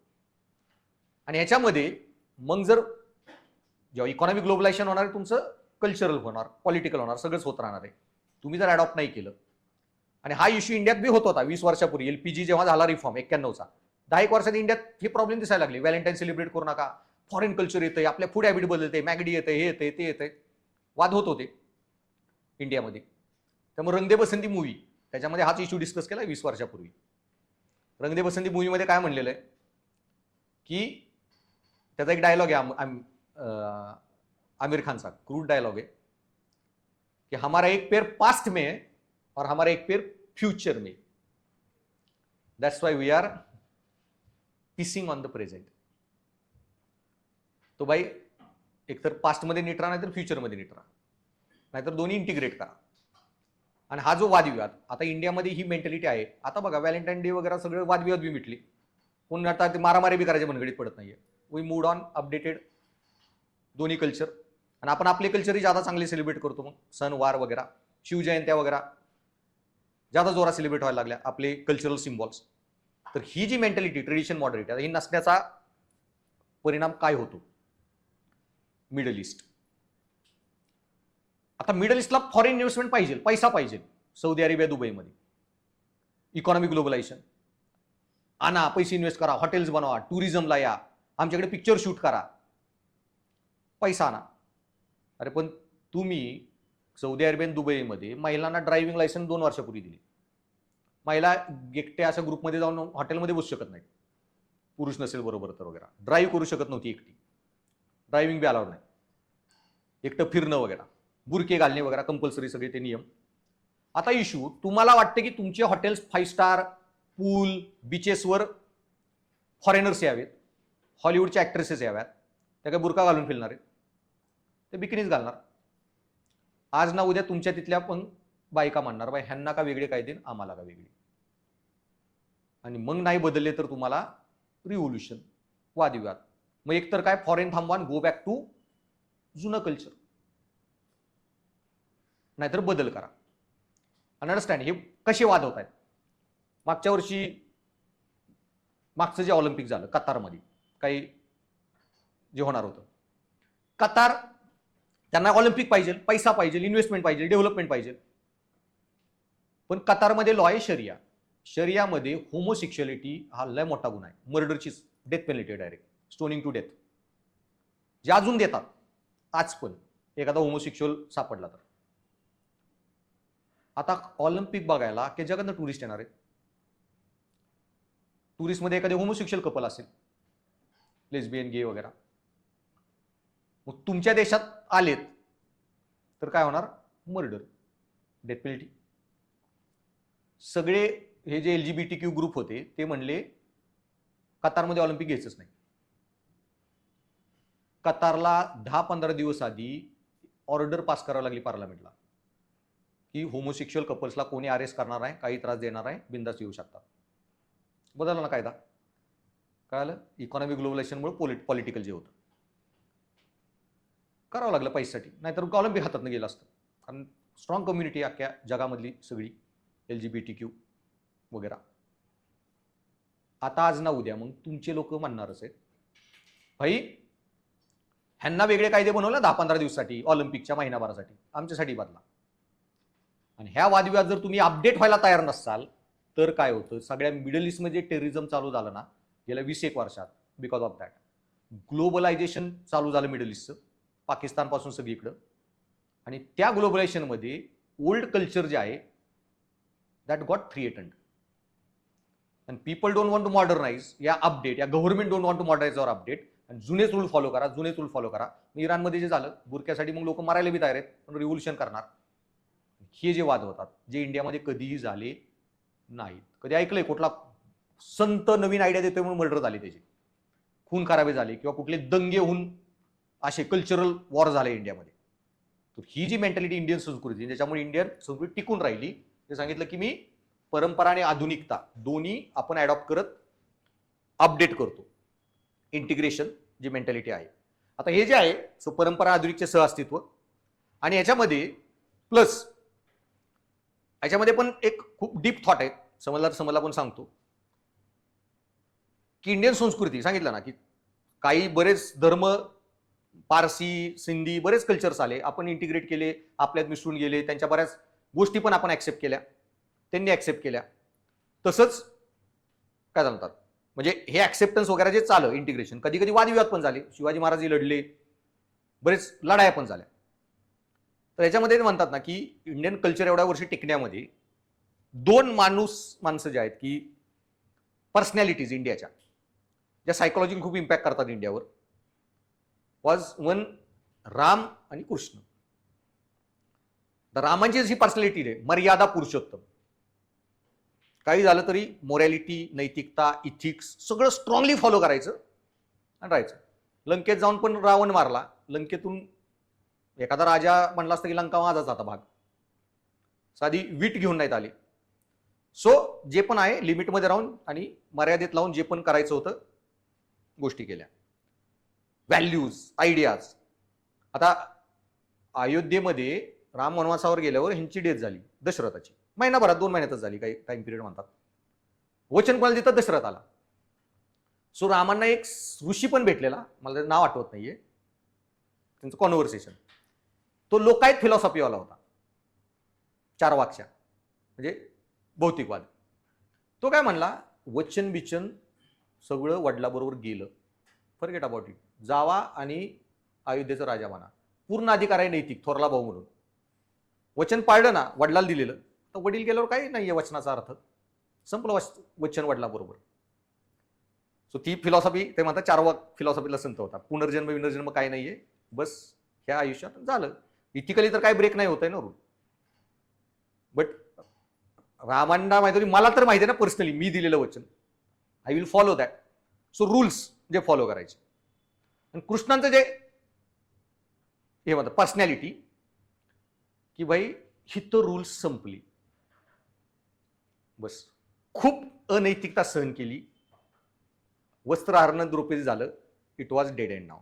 आता इथून पुढे नियम सगळे हवेत, आता मागं पुढे काय बघायचं ना, आता फक्त मर्डर. मग कर्णाकडं नियत्ता होता का चाक बाहेर काढत होता, डझंट मॅटर, तू खूप करायचा नालायकपणा तुझा सहन केलेला आहे, आता फक्त डेड एंड. मग दुर्योधन, ते कमरेच्या खाली मारलं काय नाही मारलं काय, तुला जेवढे नालायक करायचे करायची होती तू केली, आता finish. So when to cross the limit, आणि तिथून पुढं एव्हरीथिंग इज फेअर. आणि अप टू कधीपर्यंत लिमिटमध्ये राहायचं. ह्याच्यात दोन जेव्हा चारित्र तुम्ही नीट वाचता अँड यू अंडरस्टँड, जे तेव्हा संस्कृती लेवलला जे इंडियाला कळालं की जोपर्यंत एखादं कल्चर येतंय, इंटिग्रेट होतंय, ऍक्सेप्ट करतंय, ऍक्सेप्ट, जिथून ॲरोगन्स तिथून देन वॉर्स इफ निडेड एक्झिस्टन्ससाठी, then war still death even. मग ब्रुटल वॉर्स जरी करावे लागले तरी करायचे to protect the right, the culture etcetera. So ही जे कल्चरचा भाग होता की परंपरा आधुनिकता. देन दुसरं अध्यात्म आणि भौतिकवाद, हे पण इंडियातला सगळ्यात मोठा पार्ट होता कल्चरचा. की स्पिरिच्युअलिझम खूप स्ट्रॉंग आहे इंडियन फिलॉसॉफीमध्ये. मोस्ट ऑफ द वेस्टर्न कल्चरमध्ये भौतिकवाद खूप जास्त आहे, भौतिक गोष्टी. इंडियामध्ये स्पिरिच्युअलिझम काय असतं, मटेरियलिझम एक्स्ट्रा डिटेल एसेच्या पार्टमध्ये बघू. पण बेसिकली अध्यात्म आणि भौतिकवाद हे दोन्ही चार वाक सांगितलं ना. भौतिकवादाची पूर्ण तत्वज्ञान होतं इंडियात, 100% भौतिकवादी. आणि वेदांत वगैरे एक्स्ट्रीमली स्पिरिच्युअल. बुद्धिझम पण स्पिरिच्युअल, जैनिझम पण एक्स्ट्रीमली स्पिरिच्युअल. आपल्याला प्रत्येक ट्रेंड मिळते, पण भौतिकवाद आणि अध्यात्म. आणि यात मी सांगितलं की ह्याचा संगम का झालाय भौतिकवाद आणि अध्यात्माचा. जे वेदांतातले जे थॉट्स होते की क्रिएटर आणि क्रिएशन वेगळेच नाहीयेत. प्रत्येक गोष्टीमध्ये, भौतिक गोष्टींमध्ये पण काय आहे, देव आहे. कांदा मुळा भाजी अवघी विटाई माझी, फिरत्या चाकावरती देसी मातेला आकार. सो भौतिक गोष्टींमध्ये पण देव बघा, झाडां प्राण्यांमध्ये पण, वृक्षवल्ली आम्हा सोयरे. सो इंडियाने कधी भौतिक गोष्ट अध्यात्म हे सेपरेट जास्त केलंय. भौतिक गोष्टींमध्ये पण आपण अध्यात्म बघितलं. त्यामुळे इंडियन संस्कृतीमध्ये हा पार्ट खूप स्ट्रॉंगली मिळतो, अध्यात्म आणि भौतिकवादाचा समतोल, संगम. आणि त्याच्यातूनच पुढं भौतिक गोष्टींमध्ये पण देव बघणे, ह्याच्यातून इंडिया जी आली, जी जगात फक्त इंडियामध्ये आहे, निसर्ग पूजा. ओके. आता ख्रिश्चॅनिटी वगैरेमध्ये किंवा इस्लाममध्ये पण पॉइंट काय ना की क्रिएशन आणि क्रिएटर वेगळे, दोन गोष्टी. आणि क्रिएशन जे आहे ना, म्हणजे आजूबाजू प्राणी वगैरे सगळं, हे क्रिएटरनी क्रिएट केलेलं आहे माणसांच्या उपभोगासाठी. कळालं? So creation creator is not considered same ख्रिश्चॅनिटीमध्ये पण. त्याच्यामुळे मग ह्या ज्या गोष्टी आहेत, त्यामुळे मग नॉनव्हेज इटिंग मध्ये पण नैतिक अनैतिकची गोष्ट नाहीये. कारण प्राणी सगळे बनवले त्याच्यासाठी, माणसांच्या उपभोगासाठी. तर मग देन उपभोग घेणे is logically becomes nothing unethical. पण इंडियामध्ये की सृष्टीमध्ये प्रत्येक, मी काय सांगितलं, प्राणी मात्रामध्येच देव आहे. ऑटोमॅटिकली मग प्राण्याला मारणं म्हणजे अनैतिक झालं, जे वेदांताचा अँगल होता. मग ऑटोमॅटिकली तुम्ही सगळ्या जीवसृष्टीचाच विचार केला पाहिजे. मग एकनाथ महाराज चालताना बी खाली बघून की पायाखाली एखादा किडा मुंगी पण मरू नये. आणि ह्याच्यातून मग आपले जे निसर्ग पूजेच्या ट्रेडिशन आल्यात, छटपूजा, बेंदूर, आपलं वटपौर्णिमा वगैरे, नागपंचमी, ह्या सगळ्या, किंवा आपलं हे जे असतं शेतीमध्ये पीक हार्वेस्ट करायचं असेल तरी आपण शेतात जी पूजा करतो वगैरे, हा संस्कृतीचा भाग आहे. धर्माची काही घेणं नाही. तुम्ही देवाला माना किंवा न मागा, एथिइझम ही वेगळी गोष्ट आहे, कल्चर वेगळी गोष्ट आहे. कल्चरचा एक पार्ट आहे धर्म. धर्मामध्ये पण मग देवाला मानणारे आणि देवाला न मानणारे पण आहेत, एथिस्ट किंवा थिस्ट. गुढीपाडवा संस्कृतीचा भाग आहे, ज्यात देवशी काही घेणं नाही. नवीन आता फेस्टिव्ह म्हणजे काय म्हणतात, हे होतं, पालवी फुटते, नवीन ऋतू येतो म्हणून आपण सेलिब्रेट करतो. सो निम्मे सणवार कल्चरचा भाग आहे आपला. ओके. वटपौर्णिमा कल्चरचा भाग आहे, जो इंटिग्रेट झालाय धर्माबरोबर. बेंदूर कल्चरचा भाग आहे, तो त्या देवाची काही घेणं नाही. तसं आपण पीक काढायच्या आधी पूजा बिजा करतो वगैरे, हा कल्चरचा भाग आहे. त्या देव असणं नसणे त्याचं काही घेणं नाहीये. सो हा जी निसर्ग पूजा आहे. आणि इंडियामध्ये मी सांगितलं आस्तिक नास्तिक फिलॉसॉफी होत्या. नास्तिकमध्ये बुद्धिझम, जैनिझम, अजीविका लोक आहेत. तशा आस्तिकमध्ये सांख्य, न्याय, योग, वैशिका, मीमांसा, वेदांता. जी सांख्य तत्वज्ञान होतं ना, ते जे ऋषी कपिला एसे जेव्हा शिकवेन ना सायन्स रिलिजन, तेव्हाच डिटेलमध्ये सांगेल. ते सांख्य फिलॉसॉफी तत्वज्ञान जे होतं ना, ऋषी कपिला त्याचे फाउंडर होते. सगळ्याचा एक एक फाउंडर आहे. सांख्यचा ऋषी कपिला, न्यायचा गौतम, ऋषी गौतम, देन योगाचा पतंजली, देन मीमांसाचा जैमिनी, देन वैशेषिकाचे कनद, आणि वेदांताचे ऋषी भद्रायन, ज्यांनी ब्रह्मसूत्र पुस्तक लिहिलेलं, महान पुस्तक आहे ते. सो ते जे सांख्य ऋषीवाले जी होते ना, ही इंडियातली सगळ्यात ओल्डेस्ट ट्रेडिशन मानली जाते सगळ्या फिलॉसॉफीतली. आणि बुद्धिझम मध्ये सांख्य आणि योग पतंजलींचा आणि कपिलांचा सांख्य, या दोन्हीचे बरेच थॉट्स येतात. आणि प्लस बुद्धांचे ॲडिशनल थॉट्स. सो बुद्धिझमवर पण लय प्रभाव आहे. प्रश्न आलता UPSC कुठल्या तत्वज्ञानाचा, तर ते सांख्य आणि योग. पण बुद्धांनी पण मेडिटेशन वगैरेच्या बऱ्याच टेक्निक दिल्या, तर त्यांनी त्या मॉडिफाय केल्या, विपश्यना मॉडिफिकेशन केलं. तर ते जे सांख्य फिलॉसॉफी होती ना, ती सांख्य फिलॉसॉफी पहिली इंडियातली फिलॉसॉफी होती. ह्यांना प्रश्न काय होते, आपण आलो कुठून, क्रिएशन कसं झालंय, हे सगळ्या गोष्टींच्या मागं काय कारण आहे वगैरे. त्याच्यात त्यांनी काय म्हणलं की आपलं क्रिएशनच झालंय निसर्गामुळे. निसर्गच देव आणि निसर्गाचीच उपासना करणे.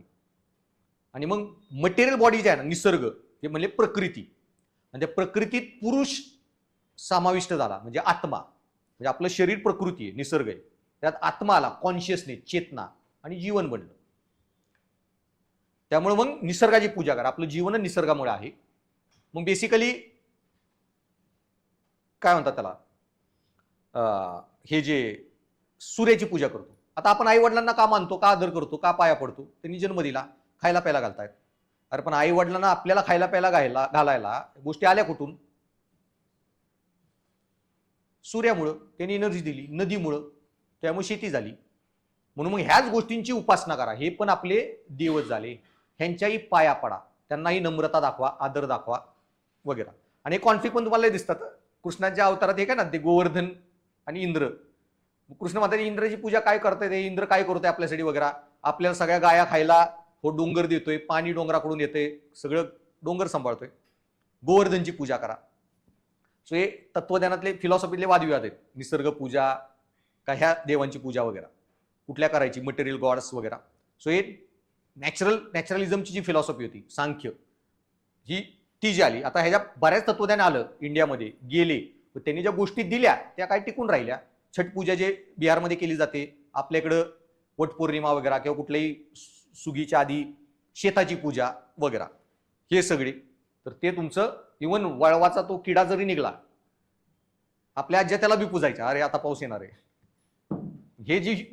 ही जी तत्व होती ही सांख्य फिलॉसॉफीची आहेत.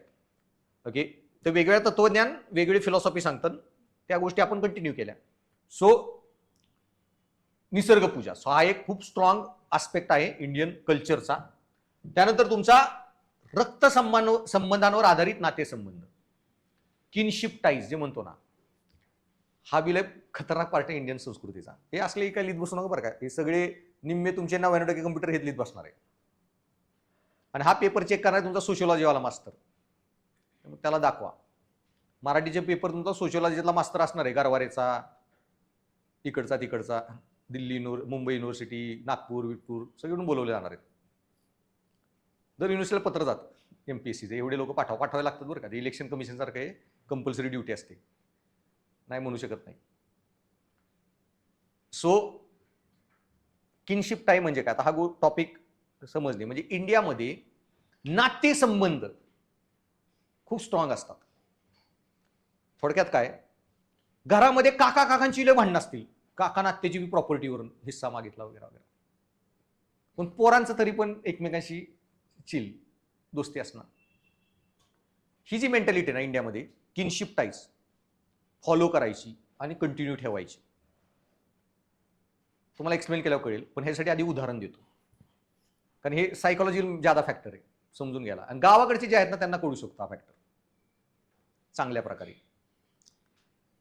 किनशिप टाईज कसे असतात आणि कसे ऑर्गनाइज होतात आणि नातेसंबंध कसे मॅटर करतात. ओके, आता फॉर एक्झाम्पल एक छोटा आधी उदाहरण देतो. लग्न आहे, पाहुणे रावळे इन्व्हाइट करायचे, आपल्यात विचार कसा केला होता. आता तुमचे काय सांगतात,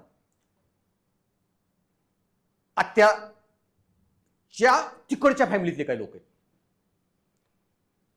मग आपण काय करतो, सपोज आत्याचे मिस्टर आहेत, मामा, आणि लग्न आहे कोणाच तरी घरात, तर आत्याला तर इन्व्हाइट केले, पण आत्याच्या मिस्टरांचे जे भाऊ आहेत दोघं तिघं मामांचे, त्याला आमचं नातं आलं ना. आता तिघ जण आहेत, 3 भाव आहेत, सगळ्यांच्या वाटण्यात झाल्या. तर आपण काय करतो, एकतर एकाला तिघांना बोलवा, नाहीतर कुणाला बोलवू नका, कारण ते सगळेच पाहुणे आहेत ना. मग एकालाच बोलवलं, बाकी 2 भावांना नाही बोलवलं, चुकीचं आहे. तिघांना बोलवणे, हे जे नातेसंबंधाचा विचार आहे ना इंडियन कल्चरमध्ये लय होतं. आधी दुसरं उदाहरण होतं, मग तुम्हाला परफेक्ट कळेल. गावाकडच्या ना जास्त नीट कळेल. गावात बांधावरून 2 भावांची भांडे, लय मारामारी असले एकमेक तोंड बी बघत असतील मग, किंवा मैतालाच येत असतील. पण घरातल्याचं भांडण दुसऱ्या बरोबर हवं, बाहेरच्या एखाद्या दुसऱ्या वाड्यातल्या माणसाचं, लगेच सगळी बांधावरची भांडणं मिटली, भाऊभाऊ एकत्र. तसं बेटातलंही भांडणं असतील, पण बेटातल्या तर दुसऱ्या बेटातल्याशी भांडणं द्या, सगळी बेटातली लोक एकत्र. मग इलेक्शन आमच्या वाड्यात एकतरी तिकीट पाहिजे, मग ज्याच्याशी तुमचं लय भांडण त्याला तिकीट दिलं तरी चालेल, हा ठीक आहे आमच्या वाड्यात तिकीट आलं. ही जी मेंटॅलिटी आहे ना इंडियन संस्कृतीतली, तसं मग आता बेटा बेटात बी लय भांडण असतील, पण वाड्यातल्याशी भांडण दुसऱ्याशी झालं, सगळा वाडा एकत्र. आळीआळीत लय भांडण असतील वाड्या वाड्यात, पण आळीवाल्याशी दुसऱ्या भांडणं झाली की सगळे वाड्यातली 2-4 वाडी एकत्र. तसे गावात जाती जातीत बी लय भांडण असतील, पण गावातल्याला एखाद्याच्या बाहेरच्यानी मारलं, दुसऱ्या गावातल्यानी, जातीवाद बाजूला, आता गावाचा प्रश्न आला, आमच्या गावातल्याला येऊन मारलं यांनी, मग तिकडच्या गावातले कुठलेच माहित नाही, गाव एकत्र. ही जी मेंटॅलिटी ना आपली, किनशिप टाईज आपण होल्ड करून चालतो. आणि नातेसंबंधी किंवा नाते बनवणे, आता अजून समजून घ्या, दुसऱ्या कल्चरशी कम्पेअर करता आपलं का वेगळं. तुम्ही अमेरिका युरोपमध्ये ते नाते बिते बनवत नाही, आपल्याकडे चालता म्हणता काका मामा म्हणून जातात. फॉर एक्झाम्पल, तुम्ही तुमच्या मित्राच्या घरी गेला, अमेरिकेत मित्राच्या घरी गेला, आणि मित्राच्या वडिलाचं नाव आहे पोपटराव, तर पोरग म्हणणार आहे पोपटराव कसे आहात, आपण काय म्हणतो, काका, मामा, आत्या. कळालं अमेरिकन इंडियन संस्कृतीत काय फरक आहे. ते रिलेशन असे बनवत नाहीत, त्यांचे काका मामा विमा फॅमिलीमध्ये पण बॉन्ड्स नसतात जे आपले असतात.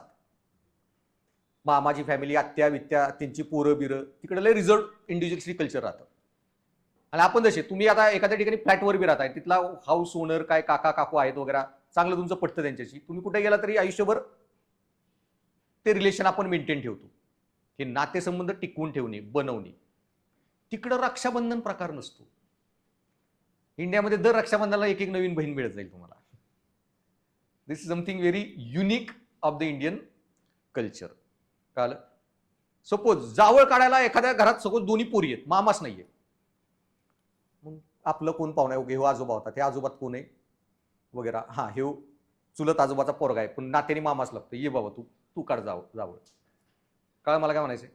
जर दोन्ही पोरी आहेत, अग्नी द्यायची आहे, कोणच सक्का भाऊ नाही घरात, चुलत भाऊही नाहीये, बरं बेटातला कोण आहे पाहुण्या रावळ्यातला, मग तो विधी करणार.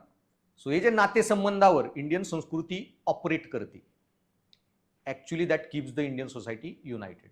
आता शिवाजी महाराजांची 7 लग्न केली का, कारण आता आपली मुलगी दिली आहे आणि लढाई काय झाली आहे, सगळ्यात पहिल्यांदा लढायला कोण येणार आहेत, नातेसंबंधातले. बाई बाकी काही असेल, जावंही आता लढायला जावं लागणार आणि जायचंच, बाकी सगळ्या लॉयल्टी बाजूला. हे जे नातेसंबंधावर विचार इंडियन संस्कृती करते. आता तुम्ही नीट घरात विचार करा, मग तुम्हाला कळेल हळूहळू कशी घरात विचार केला जातो. कुठली जात असो, कुठलंही असो, राज्य असो, ओके, हे जे बॉन्ड्स आहेत आर व्हेरी स्ट्रॉंग जे इंडियन सोसायटीमध्ये, किंवा असे जे आपले रिच्युअल वगैरे पण आहेत, रक्षाबंधन वगैरे. सो नातेसंबंधावर आधारित आपला जो समाज आहे. त्यानंतर तरुण लोकसंख्येचे वर्चस्व. आता हे काय आजचा पार्ट आहे, फक्त युथ जास्त आहेत वगैरे, यंग डेमोग्राफिक पॉप्युलेशन जास्त आहे वगैरे, जे दिल्लीमध्ये बिझी आहे, आणि ज्यांचं कोणी ऐकत नाहीये एवढं होऊन पण, म्हणजे आता मला क्यू यायला लागली बरं का जेनजीची. मला वाटलं गव्हर्नमेंट त्या दिवशी नंतर दुसऱ्या दिवशी रिझाईन करायला हवेल, काहीच नाही. थोड्या वेळाने मी येईन एक टॉपिकला, की पण आधी एक आपण टॉपिक बदलला, सोशल जस्टिस आणि economic prosperity. There is no social justice without economic prosperity. काल परवा मी सांगितलेलं, आर्थिक समृद्धीशिवाय सामाजिक न्याय नाही. पैसा आला ना, लोक आपल्या कायद्यासाठी फायद्यासाठी सगळं लढणार आहेत. दिल्लीमध्ये किती कुठलं लोकांना, काल मुंबईमध्ये का नाही कुठलं बरं. त्यात एक व्हिडिओ बघितला असेल, पोरांना घेऊन चाललेली व्हॅन, त्या एका पोरीने अडवली का पोलिसांनी येऊन लगेच तडाखे बिडाके दिले नाहीत का, त्या कॉन्स्टेबलला माहिती गाडी चालवणार आहे.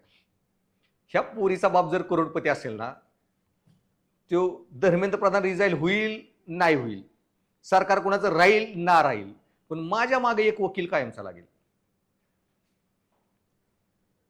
ऑटोमॅटिकली पैसा आला, लोक हक्कासाठी लढतात. सो इशू आता जरांगे पाटलांचं आंदोलन कुठे झालं? मुंबईमध्ये. मुंबई बंद म्हणजे महाराष्ट्राचा एका दिवसाचा इन्कम बंद होऊ शकतो, अख्ख्या भारताचा. इंडियाचा टॅक्स 30% एका सिटीतून जातोय. जीडीपी ऑलमोस्ट अर्धा महाराष्ट्रात आहे. बाई हिथं बंद राहणे जास्त परवडणार नाही. मुंबईमध्ये कोण जंतर मंतर फटकवले तरी सरकारला काहीतरी हे झालं पाहिजे की समथिंग लायबिलिटी क्रिएट. मग तोपर्यंत जेवढं डिले करा. सो वॉट एव्हर, सांस्कृतिक संमिश्रण, विश्व नागरिकत्व, कॉस्मोपॉलिटन कल्चर जे इंडियामध्ये येत आहे. आता याच्यामध्ये मगाशी हा जो मी पॉईंट सांगितला ना, परंपरा, एका माझी मत नाही सांगत आहे. टागोरांनी त्याच्यावर खूप आर्टिकल लिहिले. त्याला एक त्यांचा शब्द आहे इंग्लिशमध्ये, रूटेड कॉस्मोपॉलिटन. इंडियन लोकांमध्ये जी मेंटॅलिटी असते ना, त्याला त्यांनी तो शब्द वापरलेला आहे. रूटेड म्हणजे काय?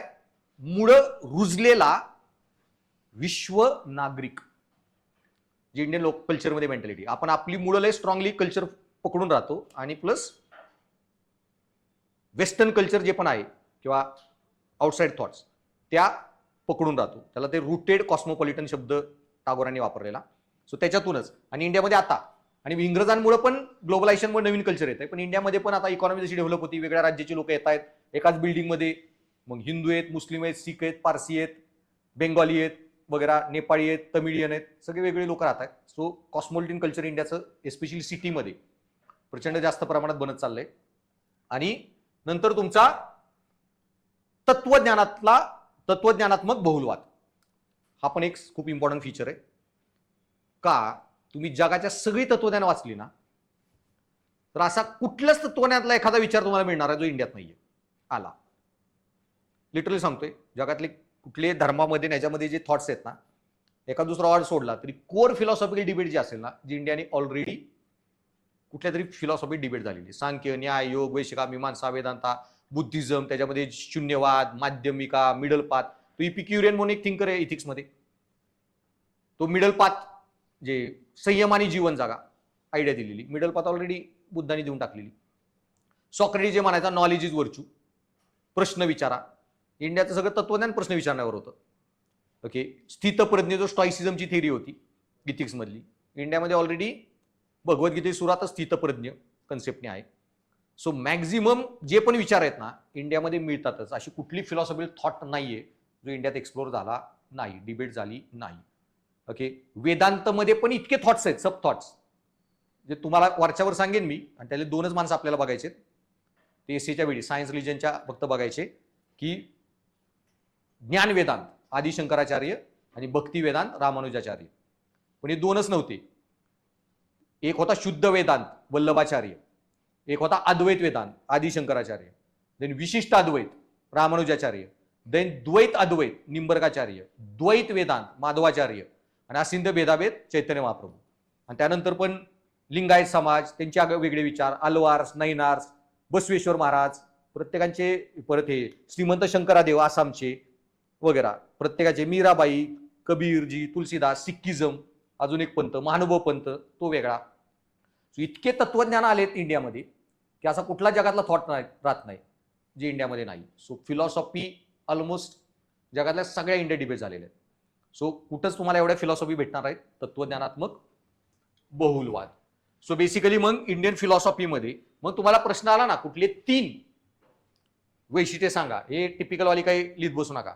युनिटी इन डायव्हर्सिटी इन वसुधैव कुटुंबकम वगैरे वगैरे, मल्टीकल्चरल कास्टन वगैरे वगैरे. ओके, पितृसत्ताक समाज आणि सोवान, मल्टीलिंग्विस्टिक, परंपरा आधुनिकता, अध्यात्म भौतिकवाद, निसर्ग पूजा, तो रक्तसंबंधावर आधारित नाते संबंध बनवण्याची जी कल्चरचीच आपली मेंटॅलिटी आहे. चालता बोलता काका मामा बनून जातात. आणि सांस्कृतिक तत्वज्ञानात्मक बहुलवाद, हे सगळ्यात मेजर फीचर इंडियन संस्कृतीचे. सो त्याच्यानंतर भारताची विविधता. आता विविधता काय ते सगळे ऍस्पेक्ट सांगितले. आता विविधतेशी कॉन्ट्रॅक्टरी एक टॉपिक आहे, विविधता आणि विषमता, डिस्पॅरिटी.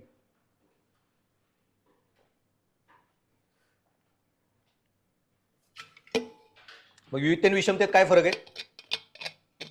त्या दिवशी सांगितलेलं मी.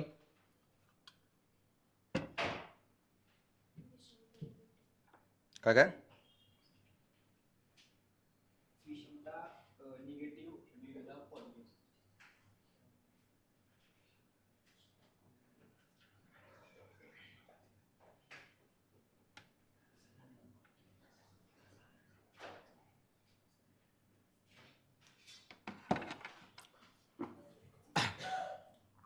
सो डायव्हर्सिटी काय सांगितली, विविधता चांगली असते, विषमता अवॉइड करा.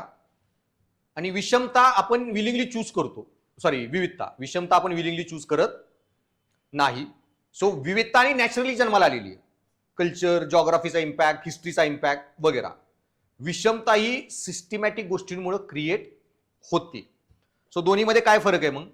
सो विषमता म्हणजे काय? एखाद्या देशातील भौगोलिक प्रदेशामध्ये विकास, संसाधने आणि संधीचे असमान वितरण.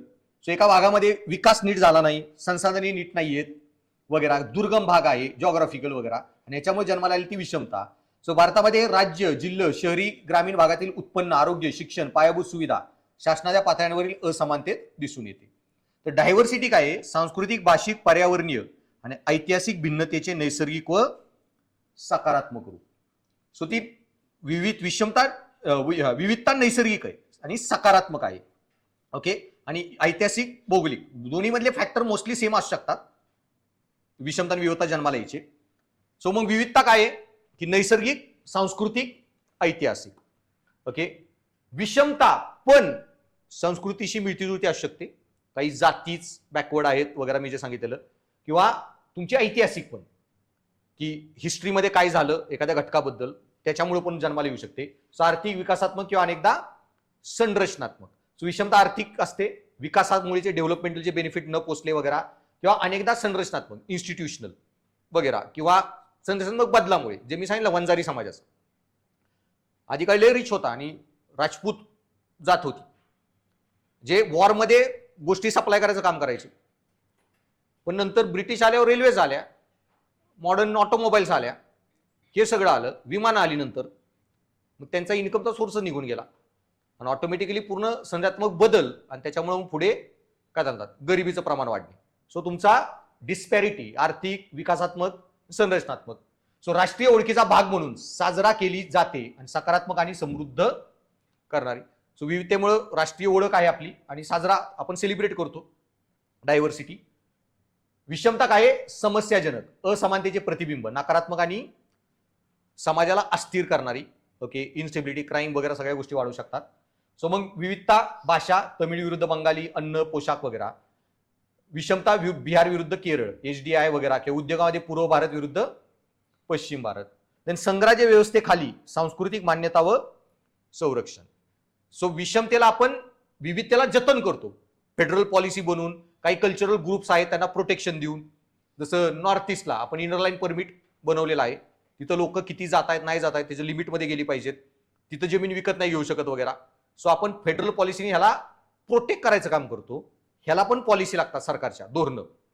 ओके. नियोजन प्रक्रियेद्वारे कमी करण्यासाठी पुनर्वाटप आणि विकास यावर लक्ष केंद्रित. वेल्थ डिस्ट्रीब्युशन करा.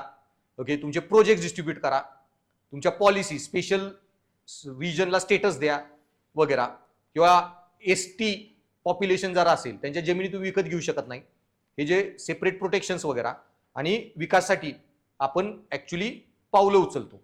सो दोन्हीकडे पॉलिसी लागतात, ही कमी करायला आणि ही जतन करायला. आणि संस्कृती, भाषा, धर्म, पर्यावरण वगैरे. आधार जो आहे की संस्कृतीमुळे येते, भाषा, धर्मामुळे जन्माला येते, त्या अर्थव्यवस्था, पायाभूत सुविधा, प्रशासनाच्या काही कमतरता, भौगोलिक घटकांमुळे पण जन्माला येते, आणि बहुविध आणि सह अस्तित्व दाखवते. याच्यामुळे दारिद्र्य, स्थलांतर, असंतोष हे जे प्रॉब्लेम येतात. मग मला सांगा, इंडियामध्ये कुठल्या कुठल्या टाईपच्या विषमता आहेत?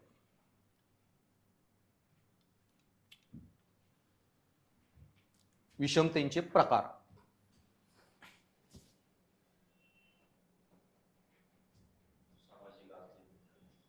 सामाजिक, ठीक आहे, अनइक्वल सोशल स्टेटस. मग आर्थिक, अजून प्रतिनिधित्व, राजकीय विषमता चांगली असते, सॉरी विविधता इन अ वे. ज्यादा आयडियोलॉजी पाहिजे. एक नेता आणि एक पार्टी अवघड करते देशाचं. सो रिप्रेझेंटेशन महिलांचं कमी आहे. पॉलिटिकलमध्ये महिलांच्या अगेन्स्ट डिस्पॅरिटी. अजून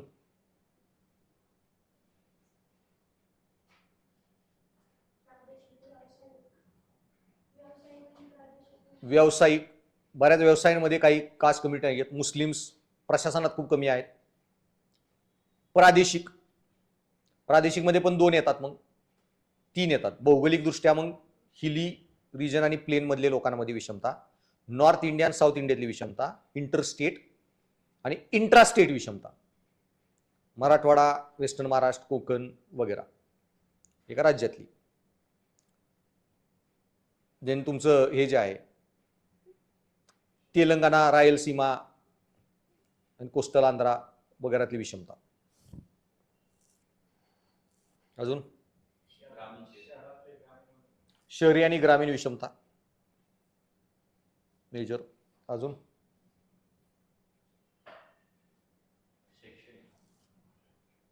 शैक्षणिक, एस्पेशली डिजिटल इलिटरसी, डिजिटल ज्ञान नाही सगळीकडे त्या लेवलला इक्वल, डिजिटल इन्फ्रास्ट्रक्चर. सो ती पण आहे शैक्षणिक विषमता. आणि एस्पेशली डिजिटलला मराठीत काय म्हणतो? तांत्रिक टेक्नॉलॉजी झालं, डिजिटल म्हणतो का? बरं. मोबाईलला लय खतरनाक काहीतरी शब्द आहे काय? हा, भ्रमणध्वनी. भ्रमणध्वनी कुणाला सुचला असेल?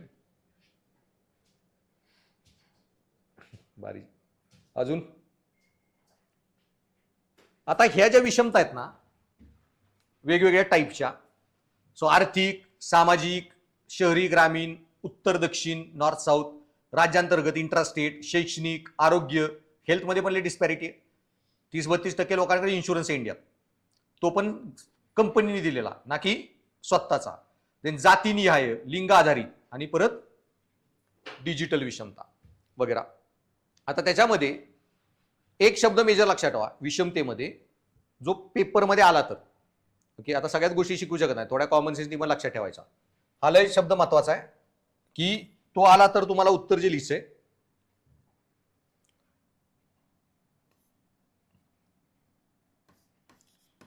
इंटरसेक्शनॅलिझम. आता याला मराठीत काय म्हणतील आयोग मलाही माहित नाही, त्यामुळे इंग्लिशमध्ये पण हा शब्द बघा.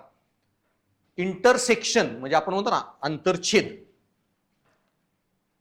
सो विषमतेतील अंतरछेद वगैरे असा काहीतरी शब्द वापरतील.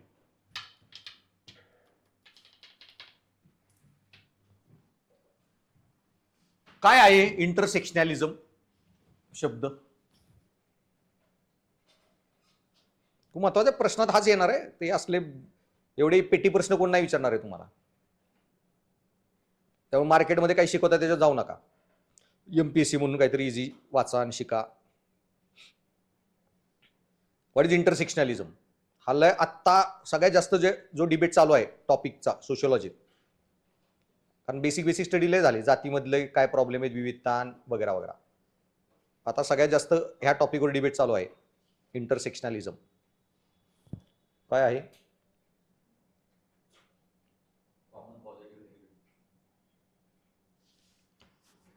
ह्या ज्या विषमता आहेत ना, ह्या 2 घटक एकत्र येऊन अजून जास्त विषमता बनवून टाकतात. सो जेंडरमध्ये विषमता आहे, स्त्री आणि पुरुष. शहरी आणि ग्रामीण भागात विषमता आहे डेव्हलपमेंटमुळे. पण म्हणून शहरातली एखादी पोरगी असेल किंवा पोरगा असेल त्याला ज्यादा फॅसिलिटी मिळतील. कोचिंग अवेलेबल आहे, तिथंच घर आहे, रेंटचे पैसे कमी जात आहेत, सगळं कमी जात आहे, आणि म्हणून त्यांनी शहरामध्ये कोचिंग चांगली घेतली, पोस्ट मिळवली. गावाकडच्या पोरांना थोडा त्रास होईल पॉप्युलेशनला, कोचिंग बिचिंग ऑनलाईन वगैरे हे करा ते करा, किंवा खर्च आहे पुण्यात जास्त वगैरे, ती एक विषमता. मग रुरल अर्बन. पण रुरल मधली महिला आणि अर्बन मधली महिला, तर एखाद्या अर्बन महिलेला म्हणतील की कुठं तुझ्यावर एवढा पैसे खर्च करू वगैरे, किंवा तिला जॉब पाहिजे बँगलोरला, जाऊन दिलं नाही पेट्रियार्कीमुळे वगैरे. म्हणून पेट्रियार्कीमुळे अर्बन शहरातल्या महिलेला पण विषमतेला सामोरे जावं लागेल. चांगली नोकरी मिळत होती पण जाऊन दिलं नाही पॅट्रियार्कीमुळं. पण पुण्यात तिला काहीतरी चांगला जॉब मिळेल.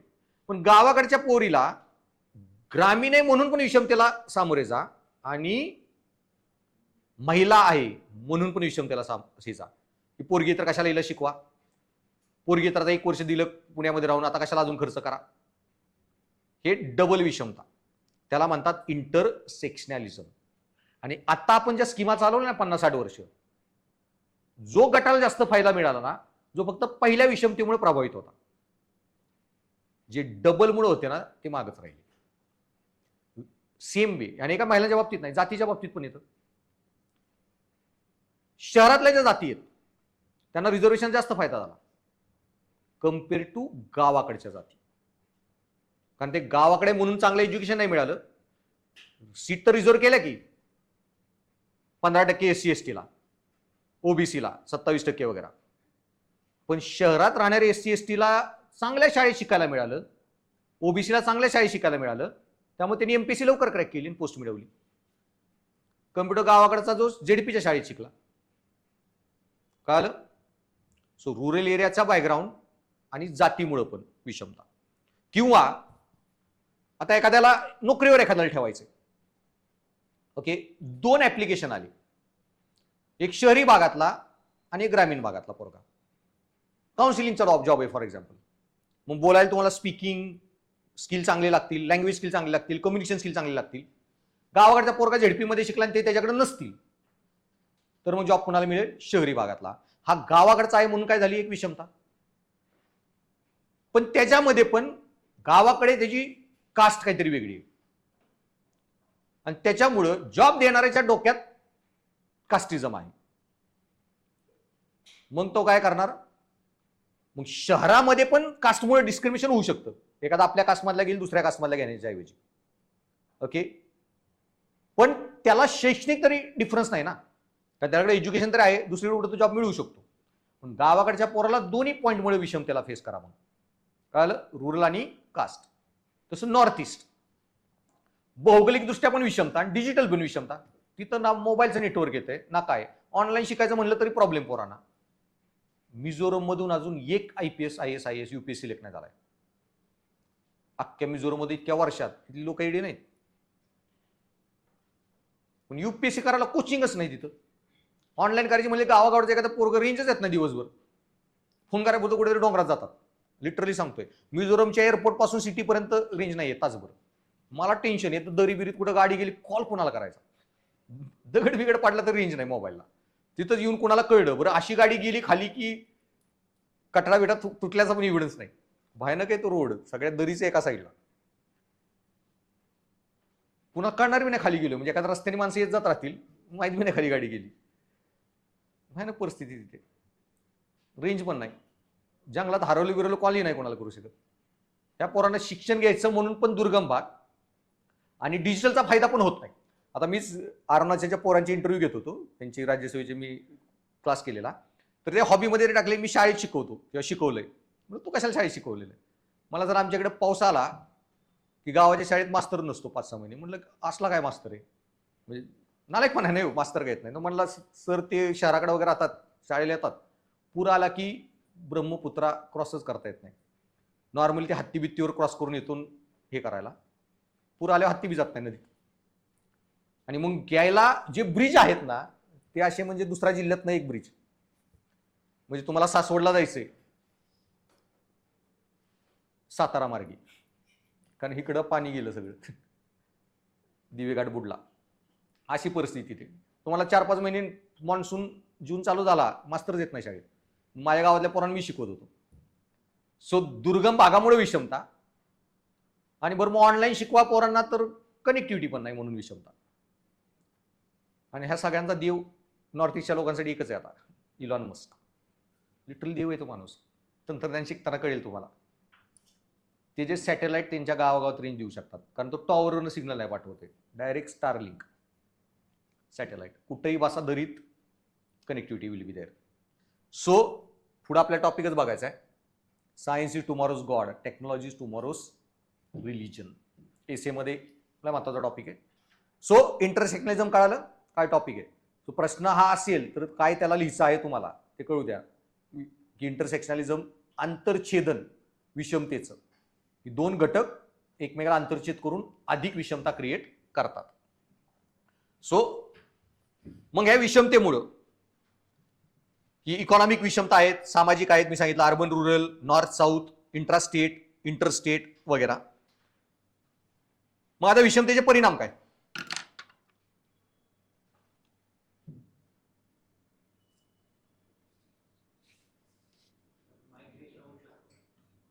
मायग्रेशन, नोट्स घरी ठेवून या. समोर काय उघडले? बर आहे, तुझ्यावर मला विश्वास आहे, तुझ्या समोरच्यावर कमी आहे.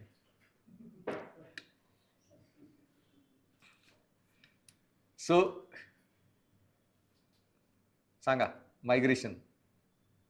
So migration rural to urban होऊ शकतं. मायग्रेशन तुमचं यूपी, बिहार तिकडून जे महाराष्ट्रात होत आहे त्याच्यामुळे मग इन्स्टेबिलिटी, सामाजिक अस्थिरता, गुन्हेगारी, दंगे, मग झाला आता फटकवलेला एकदा मुंबईमध्ये. अजून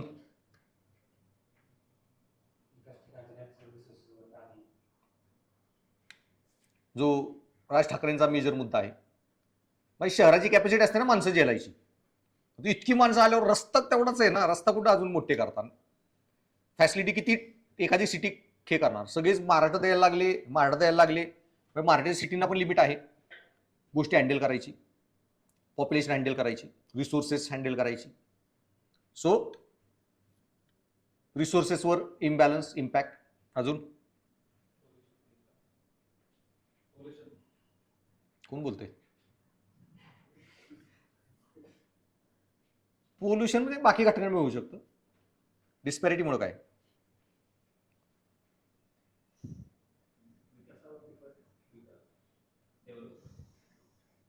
ऍक्च्युली डिस्पॅरिटी चांगली असते विकासासाठी. जर तुम्ही बिझनेसमॅनला विचारलं तर, आणि त्याला चीप लेबर मिळतो ना. मुंबईच्या इंडस्ट्रीला चीप लेबर कधी मिळेल? युपी वरनं मायग्रेशन झालं तर. मग लिहू नका तुम्ही, नकारात्मक गोष्ट आहे डिस्पॅरिटीच्या बाबत. सोशल जस्टिसचा परिणाम कसा आहे?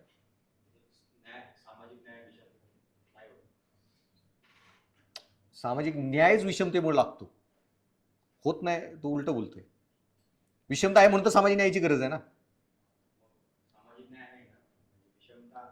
म्हणजे सामाजिक न्याय नाही, ठीक आहे ना. मी कॉजेस थोडी विचारले, परिणाम, विषमतेचे परिणाम.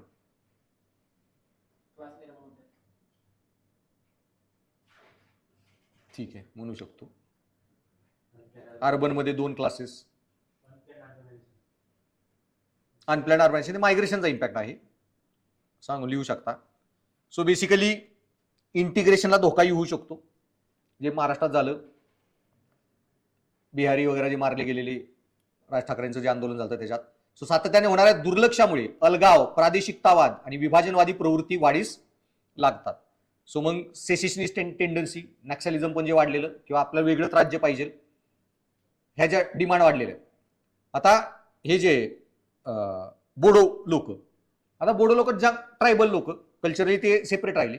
बोडो लोकांना हेच नाही मिळायचं, म्हणजे प्रशासनात शिक्षण वगैरे चांगलं नाही, जंगलातच जास्त राहिलेले. आणि आसामचे सगळे जॉब कुणाला? मेनस्ट्रीम हिंदू आणि मुस्लिम लोकांकडेच. ट्रायबल बोडोना त्यांना काहीच मिळेना. त्यांनी केले आंदोलन, बोडोलँड सेपरेट पाहिजे. खूप लोक मारली गेली. गव्हर्नमेंटने शेवटी बोडोलँड टेरिटोरियल काउन्सिल देऊन मॅटर मिटवला आणि जे रिझर्वेशन वगैरे त्यांना फिक्स करून दिलं. सो हा जो वाद वाढू शकतो. त्यानंतर विकृत विकास आणि स्थलांतर, ही विकसित शहरांवर स्थलांतराचं ताण त्यांनी जे सांगितलं, आणि यामुळे झोपडपट्ट्या, संस्थानावर ताण निर्माण होतो. तर मागास भागांमधून प्रतिभावान लोकसंख्या बाहेर पडते. आणि युपी बिहारमध्ये तिथले लोकच तिथं राहायला तयार नाहीत, हुशार किंवा पैसेवाले. सगळ्यांना इंडियात येऊन इथं महाराष्ट्रात येऊन इन्व्हेस्ट करायचं. ते ट्रेंड कसं चाललाय तुम्हाला बघितल्यावर कळेल. तिथले अधिकारी लोक, IAS, IPS, डेप्युटी कलेक्टर, तहसीलदार मरमर छापतात, आणि रिटायरमेंटच्या वेळी बायका पोरं इकडे घेऊन इंडियात, पुण्यात येऊन फ्लॅट घ्या, प्लॉट घ्या आणि पुण्यात सेटल व्हा. मुंबईला सेटल व्हा. आता इनडायरेक्टली ह्याच्यात महाराष्ट्राचा फायदा आहे, कारण money comes to Maharashtra, into the hands of Maharashtrian people. पण इथला तर ताण वगैरे वाढणार आहे. तिथून जे ड्रेन होतंय कंटिन्युअसली टॅलेंट, वेल्थ, पैसा त्यांच्या लोकांचा लुटलाय, पण इन्व्हेस्ट तिथंच व्हायला पाहिजे ना. तिथं काहीतरी त्याने बिझनेस टाकला, 4 लोकांना नोकऱ्या दिल्या, तो येऊन बिझनेस इथं टाकला तर इथल्या लोकांना नोकऱ्या मिळणार इनडायरेक्टली, आणि तो प्रॉब्लेम. सो ब्रेन ड्रेन आणि वेल ड्रेन दोन्ही चालू होतं. सामाजिक असंतोष आणि अतिरेकी प्रवृत्ती, आदिवासी जंगला भागातील विकासाच्या अभावामुळे नक्षलवादी चळवळ आणि बंडखोरीला खतपाणी मिळाले. आणि सामाजिक असंतोष म्हणजे इंट्रास्टेट पण डिस्प्यूट राज्यांमध्ये वाढतात, इंटरस्टेट आणि इंट्रास्टेट पण राज्यामध्ये पण. तेलंगणा जो सेपरेट झाला, आणि बिहारचा म्हणजे महाराष्ट्राचा इश्यू चालू आला, प्रादेशिकतावाद जो वाढू शकतो डिस्पॅरिटीमुळे. आता जे राज ठाकरेंनी जे तेव्हा आंदोलन केलं, पण ऍक्च्युली तेव्हा ते लालूची मस्ती होती बरं का. मुंबईचे झोन आहे सेंट्रल रेल्वेचे, मुंबई सेंट्रल झोनची ऍड बिहारमध्ये. आपल्या पोरांना माहित नाही अशी रेल्वेची रिक्रुटमेंट चालू आहे आपल्या इथल्या रेल्वेची. आणि एक्झाम हॉलमध्ये सगळे तिकडची लोक. रेल्वे स्टेशनवर एवढा बल्क कसा माणसं आलेत, काय आलेत म्हणून यांच्या लोकांनी चौकशी केली, कळालं अरे पुढारीत ऍड दे, लोकमतला ऍड दे, लोकसत्ताला ऍड दे. इकडे ऍडच नाहीत, सगळ्या ऍड तिकडं. दैनिक भास्कर, जागरण, दैनिक जागरण वगैरे वगैरे. महाराष्ट्रातली जॉबची ऍड महाराष्ट्रातल्या लोकांनाच नव्हती. मग जो वादविवाद झाला, हे जे आता तो पॉलिटिकल इश्यू झाला, त्यानंतर मग गव्हर्नमेंट नोटिफिकेशन काढली, तिथल्या ऍड तिथंच द्यायच्या लोकल ठिकाणी स्वाडेवर. आणि तेलंगणाचा, आता तेलंगणाचा जो भाग सेपरेशन झाला ना, रायलसीमा वगैरे, हे 2 घटकांमुळे आर्थिक पण होतं आणि सामाजिक सांस्कृतिक पण होतं. तर तेलंगणा सेपरेट झाला तेव्हा न्यूजपेपर मी बघत होतो आपल्या डिबेट वगैरे. तर त्या डिबेटमध्ये एकाने तो एक पॉईंट मांडलेला, तर मागास तर आहेच तो भाग आर्थिकदृष्ट्या, सगळी इन्व्हेस्टमेंट आंध्रा साईडच झाली, तेलंगणा वगैरेकडे झालीच नाही. पण त्याच्यामध्ये रायलसीमा वगैरे सगळीकडे रिजनमध्ये आता इश्यू काय झाला, की त्यांचं म्हणणं काय होतं की आम्हाला तर आर्थिकदृष्ट्या मागासच राहिलं गेलं, कारण तिथला मिनिस्टर, तिथलेच नेते लोक, तर ज्यादा इन्व्हेस्टमेंट तिथंच होणार. ते महाराष्ट्रात पण होतंय, मराठवाड्या वगैरेमध्ये, कारण तुमचे मुख्यमंत्री कुठला आणि मंत्रीपद कुठं गेली ते लय मॅटर करतं, कारण मंत्री स्कीमा ठरवणार आहे. बाकी दर जिल्ह्याला जेवढे पैसे जायचे ते फिक्स जाणारच आहेत प्लॅनिंग कमिशनच्या, फायनान्स कमिशनच्या रिकमेंडेशननुसार दर जिल्ह्याला, दर ह्याला. अरे पण दर जिल्ह्याला दर राज्याला पैसे गेले तरी मंत्र्याकडे लय पैसा असतो एक्स्ट्रा, की मी माझ्या कुठले प्रोजेक्ट कुठं फायनान्स करणार वगैरे. आणि मंत्रीपद मिळतात तुम्हाला फायनान्शियल इन्फ्लुएन्स, पॉलिटिकल इन्फ्लुएन्स वगैरे. मग तसं त्यांना इकॉनॉमिकली त्यांच्या एरियात जास्त पैसा नाही आला. आणि सेकंडली ते काय म्हणले, कल्चरल आयसोलेशन. साऊथ इंडियाचे जे त्यांचे मूव्ही आहेत ना, काय आहे हैदराबादचं टॉलिवूड आहे, तर त्याच्यामध्ये सगळ्या पिक्चरमध्ये ऍक्टर ऍक्ट्रेसेस आहेत ना, ते एक पर्टिक्युलर भाषा बोलतात, जसं पुणेरी भाषा बोलणे वगैरे, डायलेक्ट तेलुगूचा. आणि सगळे क्रिमिनल आहेत ना, ते रायलसीमा इकडच्या भाषा बोलणारे डायलेक्टवाले. म्हणजे पिक्चरमध्ये पण ते म्हणले आम्हाला कल्चरली आयसोलेट केलं जातं, मुद्दा म्हणून आम्हाला विलन लोकांना इकडच्या डायलेक्टवाले दाखवलं जातं, या संस्कृतीला दाखवले जातं. तर म्हणजे आम्हाला ह्यांच्यावर राहायचंच नाही, आम्हाला सेपरेशन पाहिजे. सो फक्त आर्थिक डिस्पॅरिटी घटक नव्हता त्यांच्या सेपरेशनला, हा पण होता वगैरे. आणि काय म्हणतात, अकार्यक्षम प्रशासन, संसाधनांचा अपुरा वापर, गव्हर्नमेंटचे बेनिफिट स्कीम एंड पर्यंत न पोहोचणे, लास्ट माइल बेनिफिशरी, अर्बन रुरलमध्ये जो ज्यादा डिवाइड आहे. आणि आर्थिक ताण आणि विशेष दर्जाच्या मागण्या, स्पेशल स्टेटस जे राज्यांना पाहिजे वगैरे, ह्या ज्या डिमांड जन्माला येतात. सो बेसिकली डिस्पॅरिटीचा काय भाग होता,